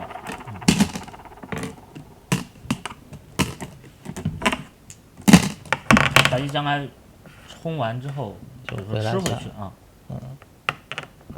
就是我虽然能粘上，但我这还有个断，还有个断。这好复杂呀，这个。他觉得断这一下损目。有没有这种可能性？有可能。而他实战断这个呢，白棋反而有点麻。有点麻。白棋如果接上的话呢，黑棋会目数会好一些，比断这边好。如果白棋吃掉的话呢，他觉得吃掉3个子也可以满意。这样就实战结果了，黑棋吃这个，然后白棋这儿先吃了一下，黑棋提掉，然后白棋提。怎么？对，提对，黑棋吃。这样形成了一个，就这块黑棋是彻彻底底活了，现在不会有死活问题了。没错。对，这个冲和这个下面结合，还吃了不少目数。对，还不是说是单关连回，还吃了些目数。现在这边的目数的话，原先石哥是判断白棋有15目，最开始，那现在呢，白棋这是8、9、10、11、12，这目能点吗？差不多13啊，14、15、16、17、18目，18目多少进棋？对，但是黑棋呢，黑棋将来打一下提下，这有一目，这是6、7、8、9，黑棋10目，10目减去白棋18目，白棋剩8目，就黑棋的目数便宜了。但是这地方如果现在该白棋下嘛，白棋如果把这4个子吃了的话，可实战白棋没有吃了4个，白棋是挤的，为什么不吃了4个？他是挤这个的实战。他吃的话，可能是怕担心被冲死了吧？如果白棋现在暴吃，我好像看明白了，然后就直接把你断进去。冲的时候可以猴是吧？对。这形状不好，但是好像比较有成效。这个对，就先冲就完了。就是白棋看上去冲出去了，但冲出去之后是没用，还是死路一条，还是死的。黑棋打吃是先手，就是这4个子看似是在白棋嘴里，但是白棋好像吃的也不是很安心。对，所以他先把那个补上。白棋补那个。实战黑棋把这个又吃回来了。如果黑棋长的话，白棋应该是可以再暴吃。是不是下面就安全了？差不多这样，差不多安全了，因为下面还有半个眼。或者就用反正吃的，保吃也行，应该。保吃大概也是比较安全的。如果他冲断，再长再拐出来，是不是稍微有点看不清？看一下。我觉得白的那不怕。白的下面白的下面有眼的，应该不怕。黑的拐吃，白的就算提掉。对。黑的把白的分断之后，白的下面吃完一火，打一会儿已经火了，对。下面白的这个地方是有一个眼的。那这样也可以。它的几个就是先手先手那边补这个断，所以黑棋实战选择吃啊，黑棋一毛不拔。对，但是白棋虎。其实这个战役感觉让黑棋还是很有收获。确实，黑棋这边把这块棋处理好了，顺带着弄走一天目，然后这边呢，这4个也没死。对，好像是白棋没有什么特别明显的，就这4个当时拔的还在这儿。对。那整体来讲，就是黑棋这个点和这一串比较成功，比较成功。那这个时候是不是应该黑棋形势一片大好了呢？还是差不多，还是差不多。上我依然认为这棋很焦灼啊，就是可能黑棋看上去，我们怎么一分析，觉得黑棋哪都占到便宜了，但是好像白棋全局来看，是不是在这个下边这一带？实战的话，白棋飞过来，这样的话黑棋这块棋好像咱们最初点6目棋，可现在安定是否一定安定也是一个未知数，有可能要被白棋搜刮。对，你比如说现在黑棋如果当然下面无论是挡还是虎都可以做活。对对对。那白棋是不是这个地方再加一刀？对，有可能。那这边的目数又可观了。就白棋总是能从另外一个地方把它失去的能够。如果咱们只算这个战役的作战这个总账，可能不见得白棋可能不见得划算。但是如果是再算，这可能全局最后一个大场了。是白棋下到，是不是白棋就可行了？他当时的那个2个小目标嘛，连后把这块处理好，确实做到了，再争先手，确实做到了。虽然说可能目数稍微损了一些，打的防眼还是很对，毕竟这2个交换和已经把损失基本上补回来了。对，这非常不经意间，这个挤也是有一些价值的。这个挤价值很大，然后胡过来都是。经常是不经意间就把这个好像差的一个补回来。总是在就是棋盘上做各种各样的转换，对，也总是一个双方都差不多的这么一个交换，所以我感觉他棋非常紧，永远很少能看到他下的很松的时候，焦灼。实战黑棋也是不能容忍白棋让白棋把黑棋收回去，他飞了一个，白棋跳，黑棋提，然后白棋这里。还是让黑棋这块棋没有那么容易安定。对，白棋也走后自己。这个时候呢，黑棋突然之间就决定靠，决定洗活白棋。那黑棋也判断说单纯走肯定是有一定风险的这边不能让白棋全都成功。但是从这个时候开始，慢慢形势，白棋觉得不乐观了。不乐观了。对，黑棋觉得形势开始比较明朗了，对他。但是你所说这个不乐观，就是说是不是差距很大呢？不是，很细，也是一个很细微的。对，非常细微。双方觉得就正常进行下去，也就是半目胜负的样子，也就是略好那么半目，略好一点。对，就稍好那么一点点。这个只能就是在2个 AlphaGo 眼中，对，有一方稍微对，比如说他认为再从这个技能下去的话，黑棋有就是半目胜的这概率会越来越大啊，而白棋这个半目负的概率会越来越大，所以白棋觉得自己这个形势很难，不太好下了，慢慢。但是胜负也就在半目之间，对，也在毫厘之间。而实战白棋也是尽量想去对这个黑棋产生压力，毕竟有2块白黑棋不活嘛，打吃，一粘，冲了一下吗？哦，对，不好意思，白棋先冲了一下，现在是夹活中间，黑棋活棋，然后白棋打吃，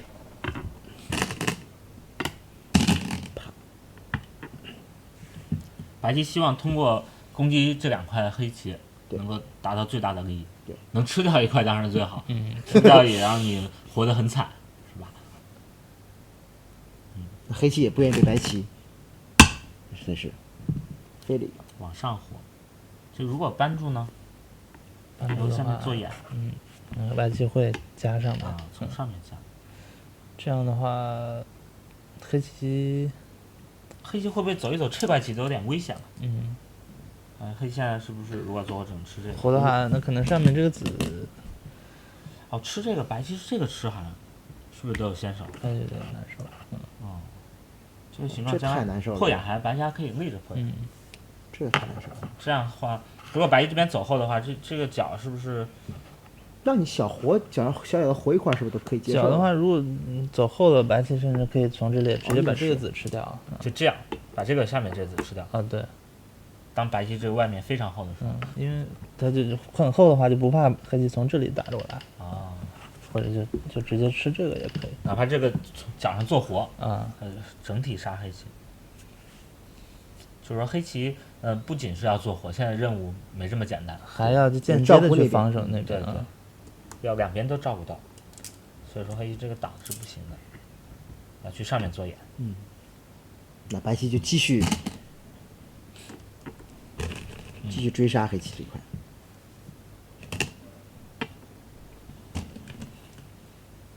其实这不是打吃了一下啊，然后他护住，先把这个眼破了。这下面马上这个度过很舒服，度过很大，不仅目数大，还是双方后保。所以黑棋吃不能容忍，吃一个眼，也吃到一个眼。白棋继续冲，粘，尖，招招都在眼视赢上。要吃掉黑棋可能已经比较困难了，实际上黑棋刺了一只这时候。给白棋的形状是不是留下一点缺陷？活棋之前，那这棋白棋是只能粘了。黑棋吼一个，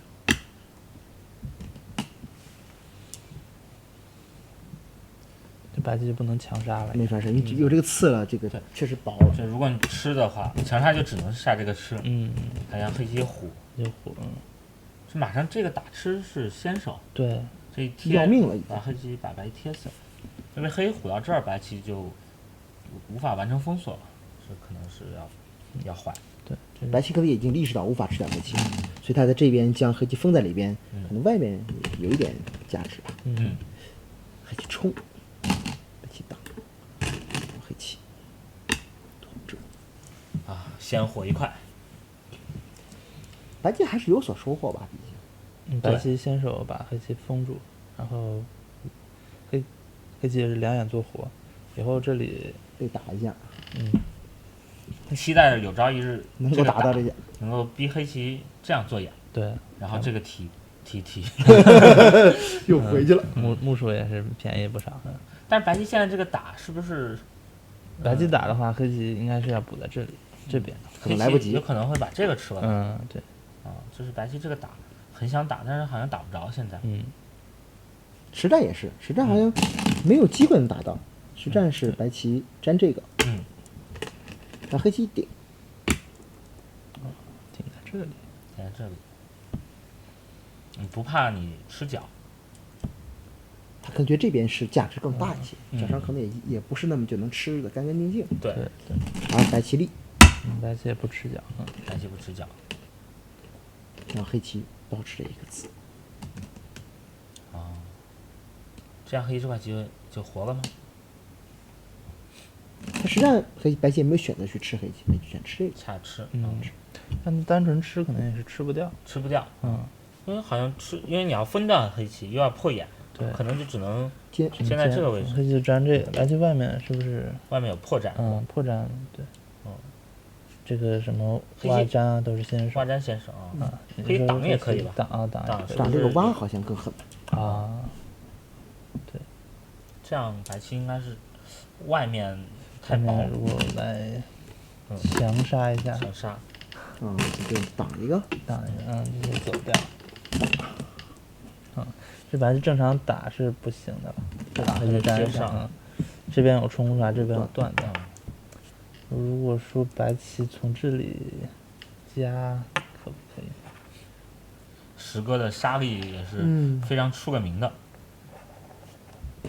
这个冲出去吗？是能冲出去吧？冲出去。我发现樊老师也有点虚。那是啊，对，我并很虚啊。面对主要是石哥的杀力，就把这个挡住。要我来8成就死了。是吗？对呀。那白棋是不是白棋这边白棋棋这个自己也有点薄？就是这边如果挖打吃完之后，这个气很紧啊。挖的话，可能白棋会直接从这里打。哦，这个还是得接上，接上。然后是不是再这样？点，再点。这个看上去变化还是有一些复杂的，比较复杂。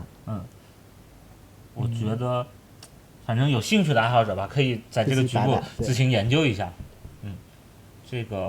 这边好像黑棋是不是有搬的先手？这边是先手，搬的先手，挤的先手。然后是不是尖这样的？尖白的团，就是黑棋可以保留这个地方的一些先手。团，比如团的话，黑的是不是可以在团那边气稍微紧一些？对，把它搬，黑的还有断的先手。或许没有那么容易。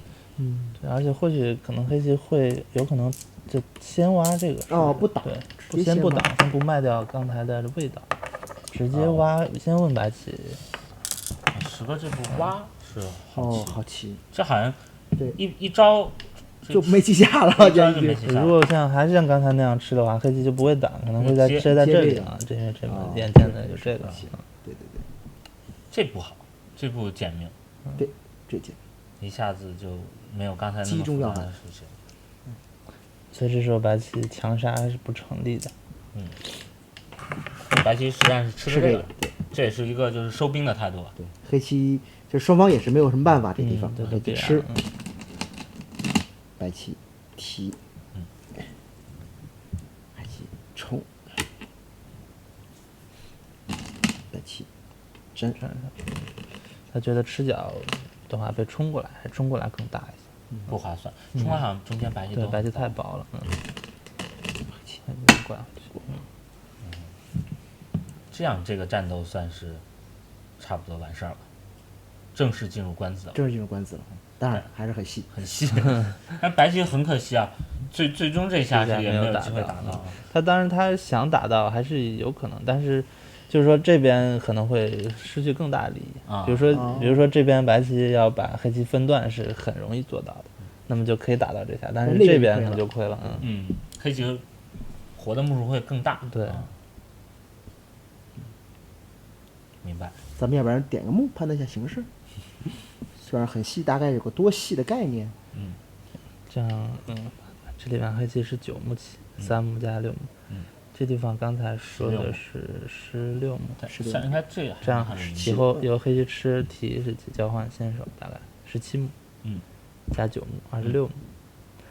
这地方以后大概是算白棋拐一下吧，1、2、3，4、5、6。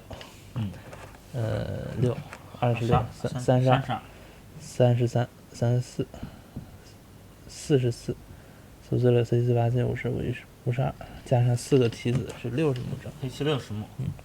白棋以后算尖一下，这地方是下面5目，上面8目，13、14、15、16、17。这1、2、3、4、5、6、7、8、9，这里算9目，大概17加9 26。36、37、38、39、37、34、45、46、47、48，应该是有50目多一点。然后刚才说黑棋有60目。现在在白棋下，还是很细。还是比较细的一盘棋。就这个地方白棋现在不知道能成多少目。对，就我感觉白棋如果退一个的话，这个地方目数还是挺多的。是不是因为刚才说的黑棋60目，白棋退，我觉得是白棋感觉这都算上可能超过55目。实战白棋没敢退，顶着顶了一个补了一手棋。就我当然也比较好奇，因为我觉得如果白棋都是活的，这有什么好顶的呀？是。但是他变化，如果白棋要退的话，这地方黑棋会搬一个，白棋肯定是要冲，对，黑棋再长一个。这都是白棋必须赢。白棋一跳。黑棋并不是从这里把白棋搬断的，对，它不断让你联络。这个形状好，因为这个顶和粘是先手，所以它不会往这儿断，还是向这里跳的。这样的话白棋还是只能长。然后黑棋一飞，你这个地方好像还需要欠手棋要活棋。马上一打，这白棋是死棋。也没死。可以接住是吧？可以把牙咬一咬，然后冲在团这个立下。那这个目数可能就白棋如果接的话，就不划算黑棋完一打，那就是白棋现在只有补棋了，补这个话就被尖过来，所以这个获得的利益在这边已经全部都赔出去了。那就是我本来以为这一退这个地方都能成目，现在看起来好像有点惨。对，反而目少了。明白。这个地方黑棋冲击白棋，并不是把白棋分断，对，而是让白棋这4个跟这边连上，全部单过来落了。这样白棋好像是抢了一步，其实目数实际上没抢到什么对东西。目数亏损的更多。也就是说，实战解释了白棋走这个原因。而黑棋也没有选择打吃，黑棋是大飞往里走，白棋跳，就是彻底进入官子阶段。黑棋跳，还是这个棋形。那等于说白棋还是要硬。如果不走的话，还是往一接那样，对。黑棋白棋刺了一个吧。黑棋粘，白棋扑死。白棋把这边的毛病彻底补住，还吃着了4、5目棋，也有点收获。对，但是这边他就是要付出一些代价了。白棋黑棋冲，白棋挡，对，打棋吃，白只能是忍受啊，粘上了，很惨。那这边有意思，黑棋搬这个还是要白棋这个不舒服的地方。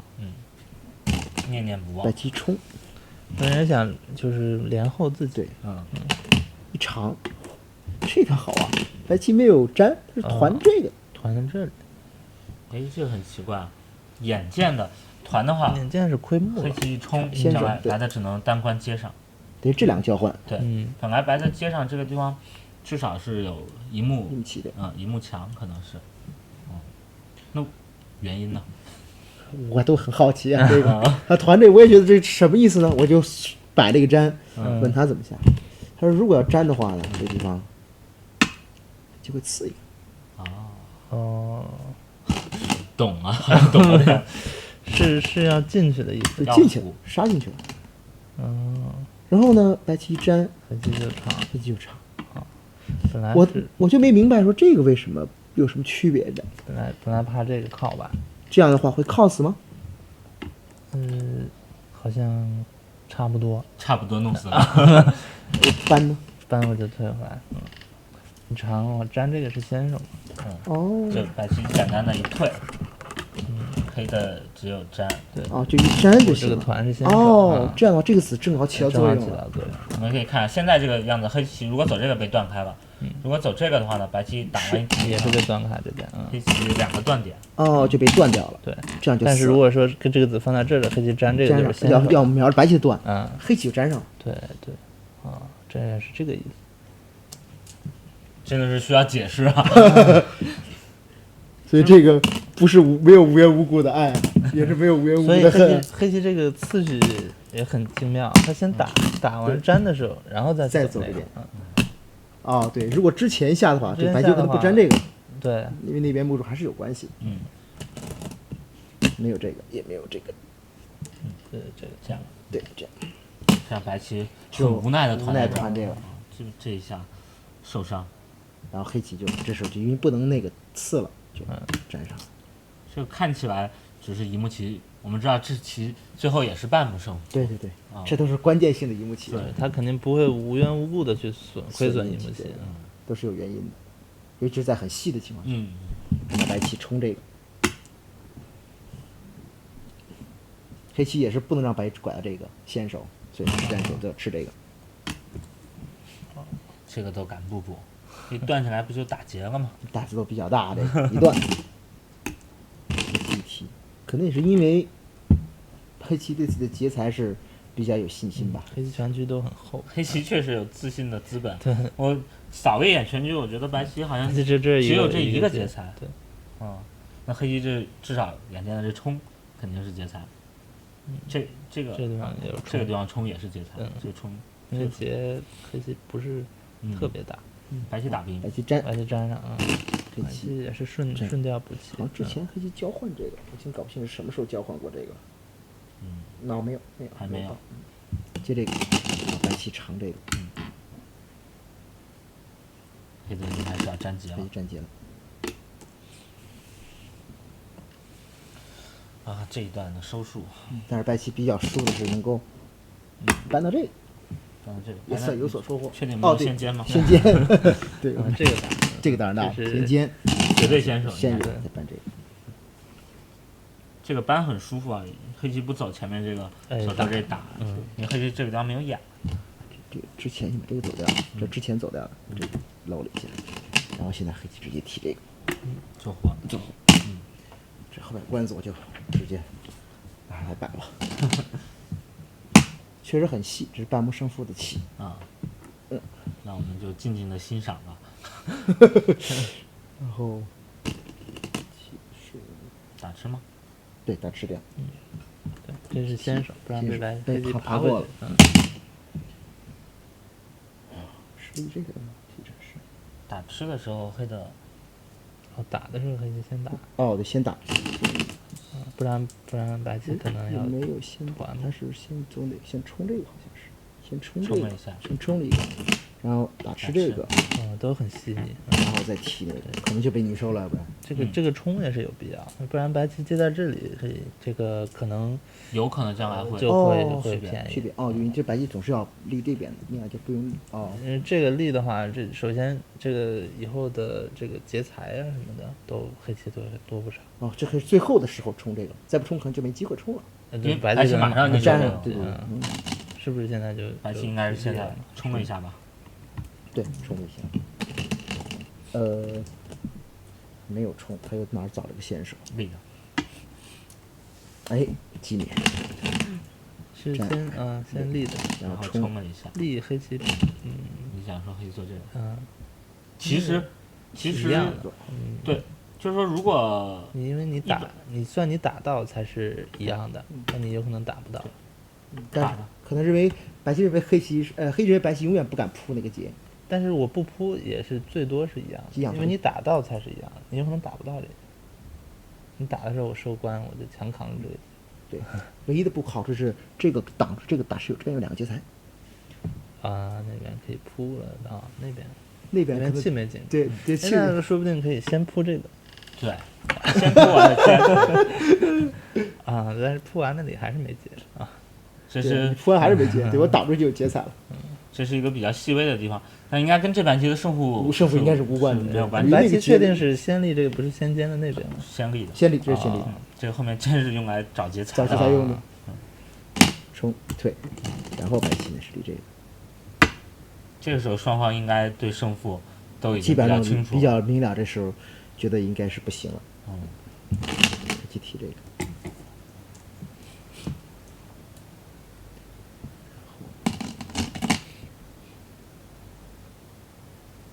我又找不到位置了。我帮你想一想。我这方向一反，白棋是拐的吧？是拐。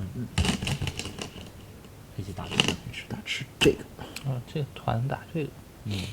先麻你一下。他不是先团打，他又交换两个什么东西。对。次序，衣服很有道理。然后团打这个。白棋粘。因为白棋如果是提的话，黑棋将来收官有可能不是用这个接，而是从下面打，让白的接上。因为你这个地方已经把自己的目有可能是已经先填上了，有可能会插上。对，那你实战如果接的话呢，就接这个，他就从这边去，这个断了。做活，白棋断，白棋提，提顶，白棋挤，吃掉了一些，吃掉了。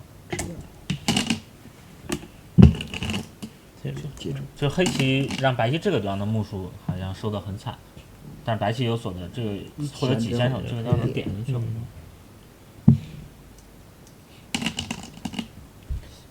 完了这个。对，问这个。跳了一个冲。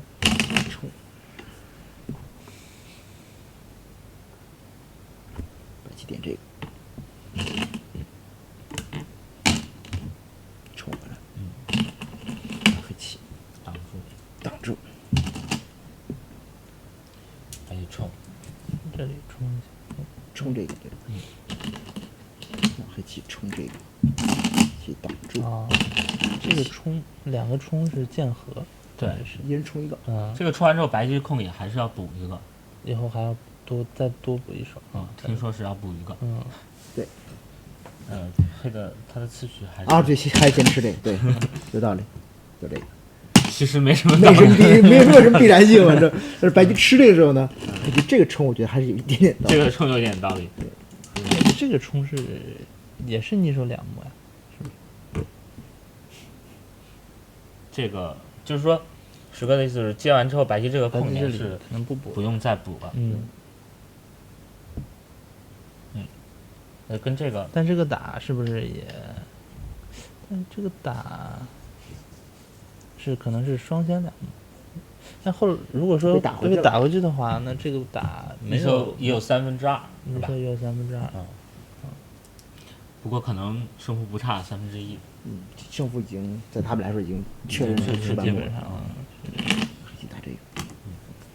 先冲了一下。白棋提劫，黑棋提劫，我来帮你摆2步。那个时候出现哪儿？那个时候，现在黑棋断这个，白棋走这个，黑棋提，白棋接那个，这个是有点远，对，提这个，黑棋是路的吧？冲的，对，冲这个，粘，提，白棋冲这个，提，黑棋离这个。胜利，对，住。然后白棋冲提，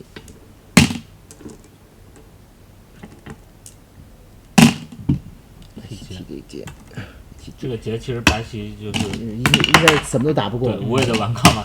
黑的劫材太多了，提，白棋被打回去了。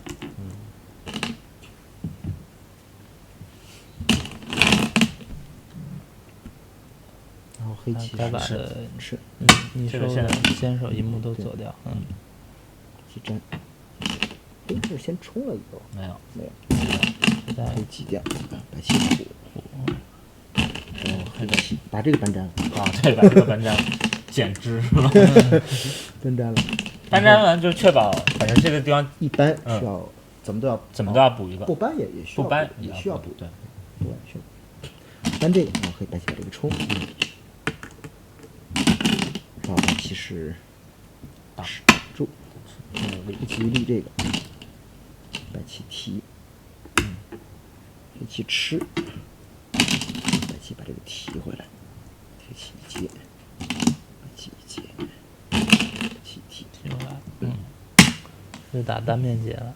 这劫后白棋打不赢，白棋还是打不赢，黑棋就赢半目，对，盘面8目。黑棋就是只需要把这劫打赢就可以。白棋那边也扑不进去，然后别的地方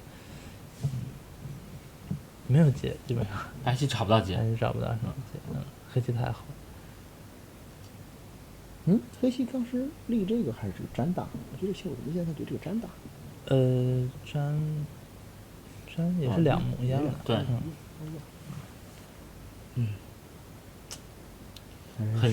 也是杀得很来劲，最后还是半目胜负。对，这个我们好像真的在50盘棋里面也看到了很多，对，就是无论前面杀的再激烈，只要最后一收官，都是西棋，都是西棋啊，而且都是很细微的。他的西棋基本上就是，我觉得一目半都算是不很细了，对，2半的就绝对是大胜负了。这盘棋看好像官子也是比较挺精确的，因为这个地方这种时机掌握的，就是把黑棋搬出来，然后迫使白棋只能团在这里，然后就是后面的这种包这种团打一个好时机，对。其实，不管是布局还是中盘的战斗，包括官子，其实值得我们去反复去研究、去体会的地方有很多，这个我们呢。也是在有限的时间，能尽量的为大家把这盘棋呈现出来，大家能够更好去了解这盘棋的一些过程。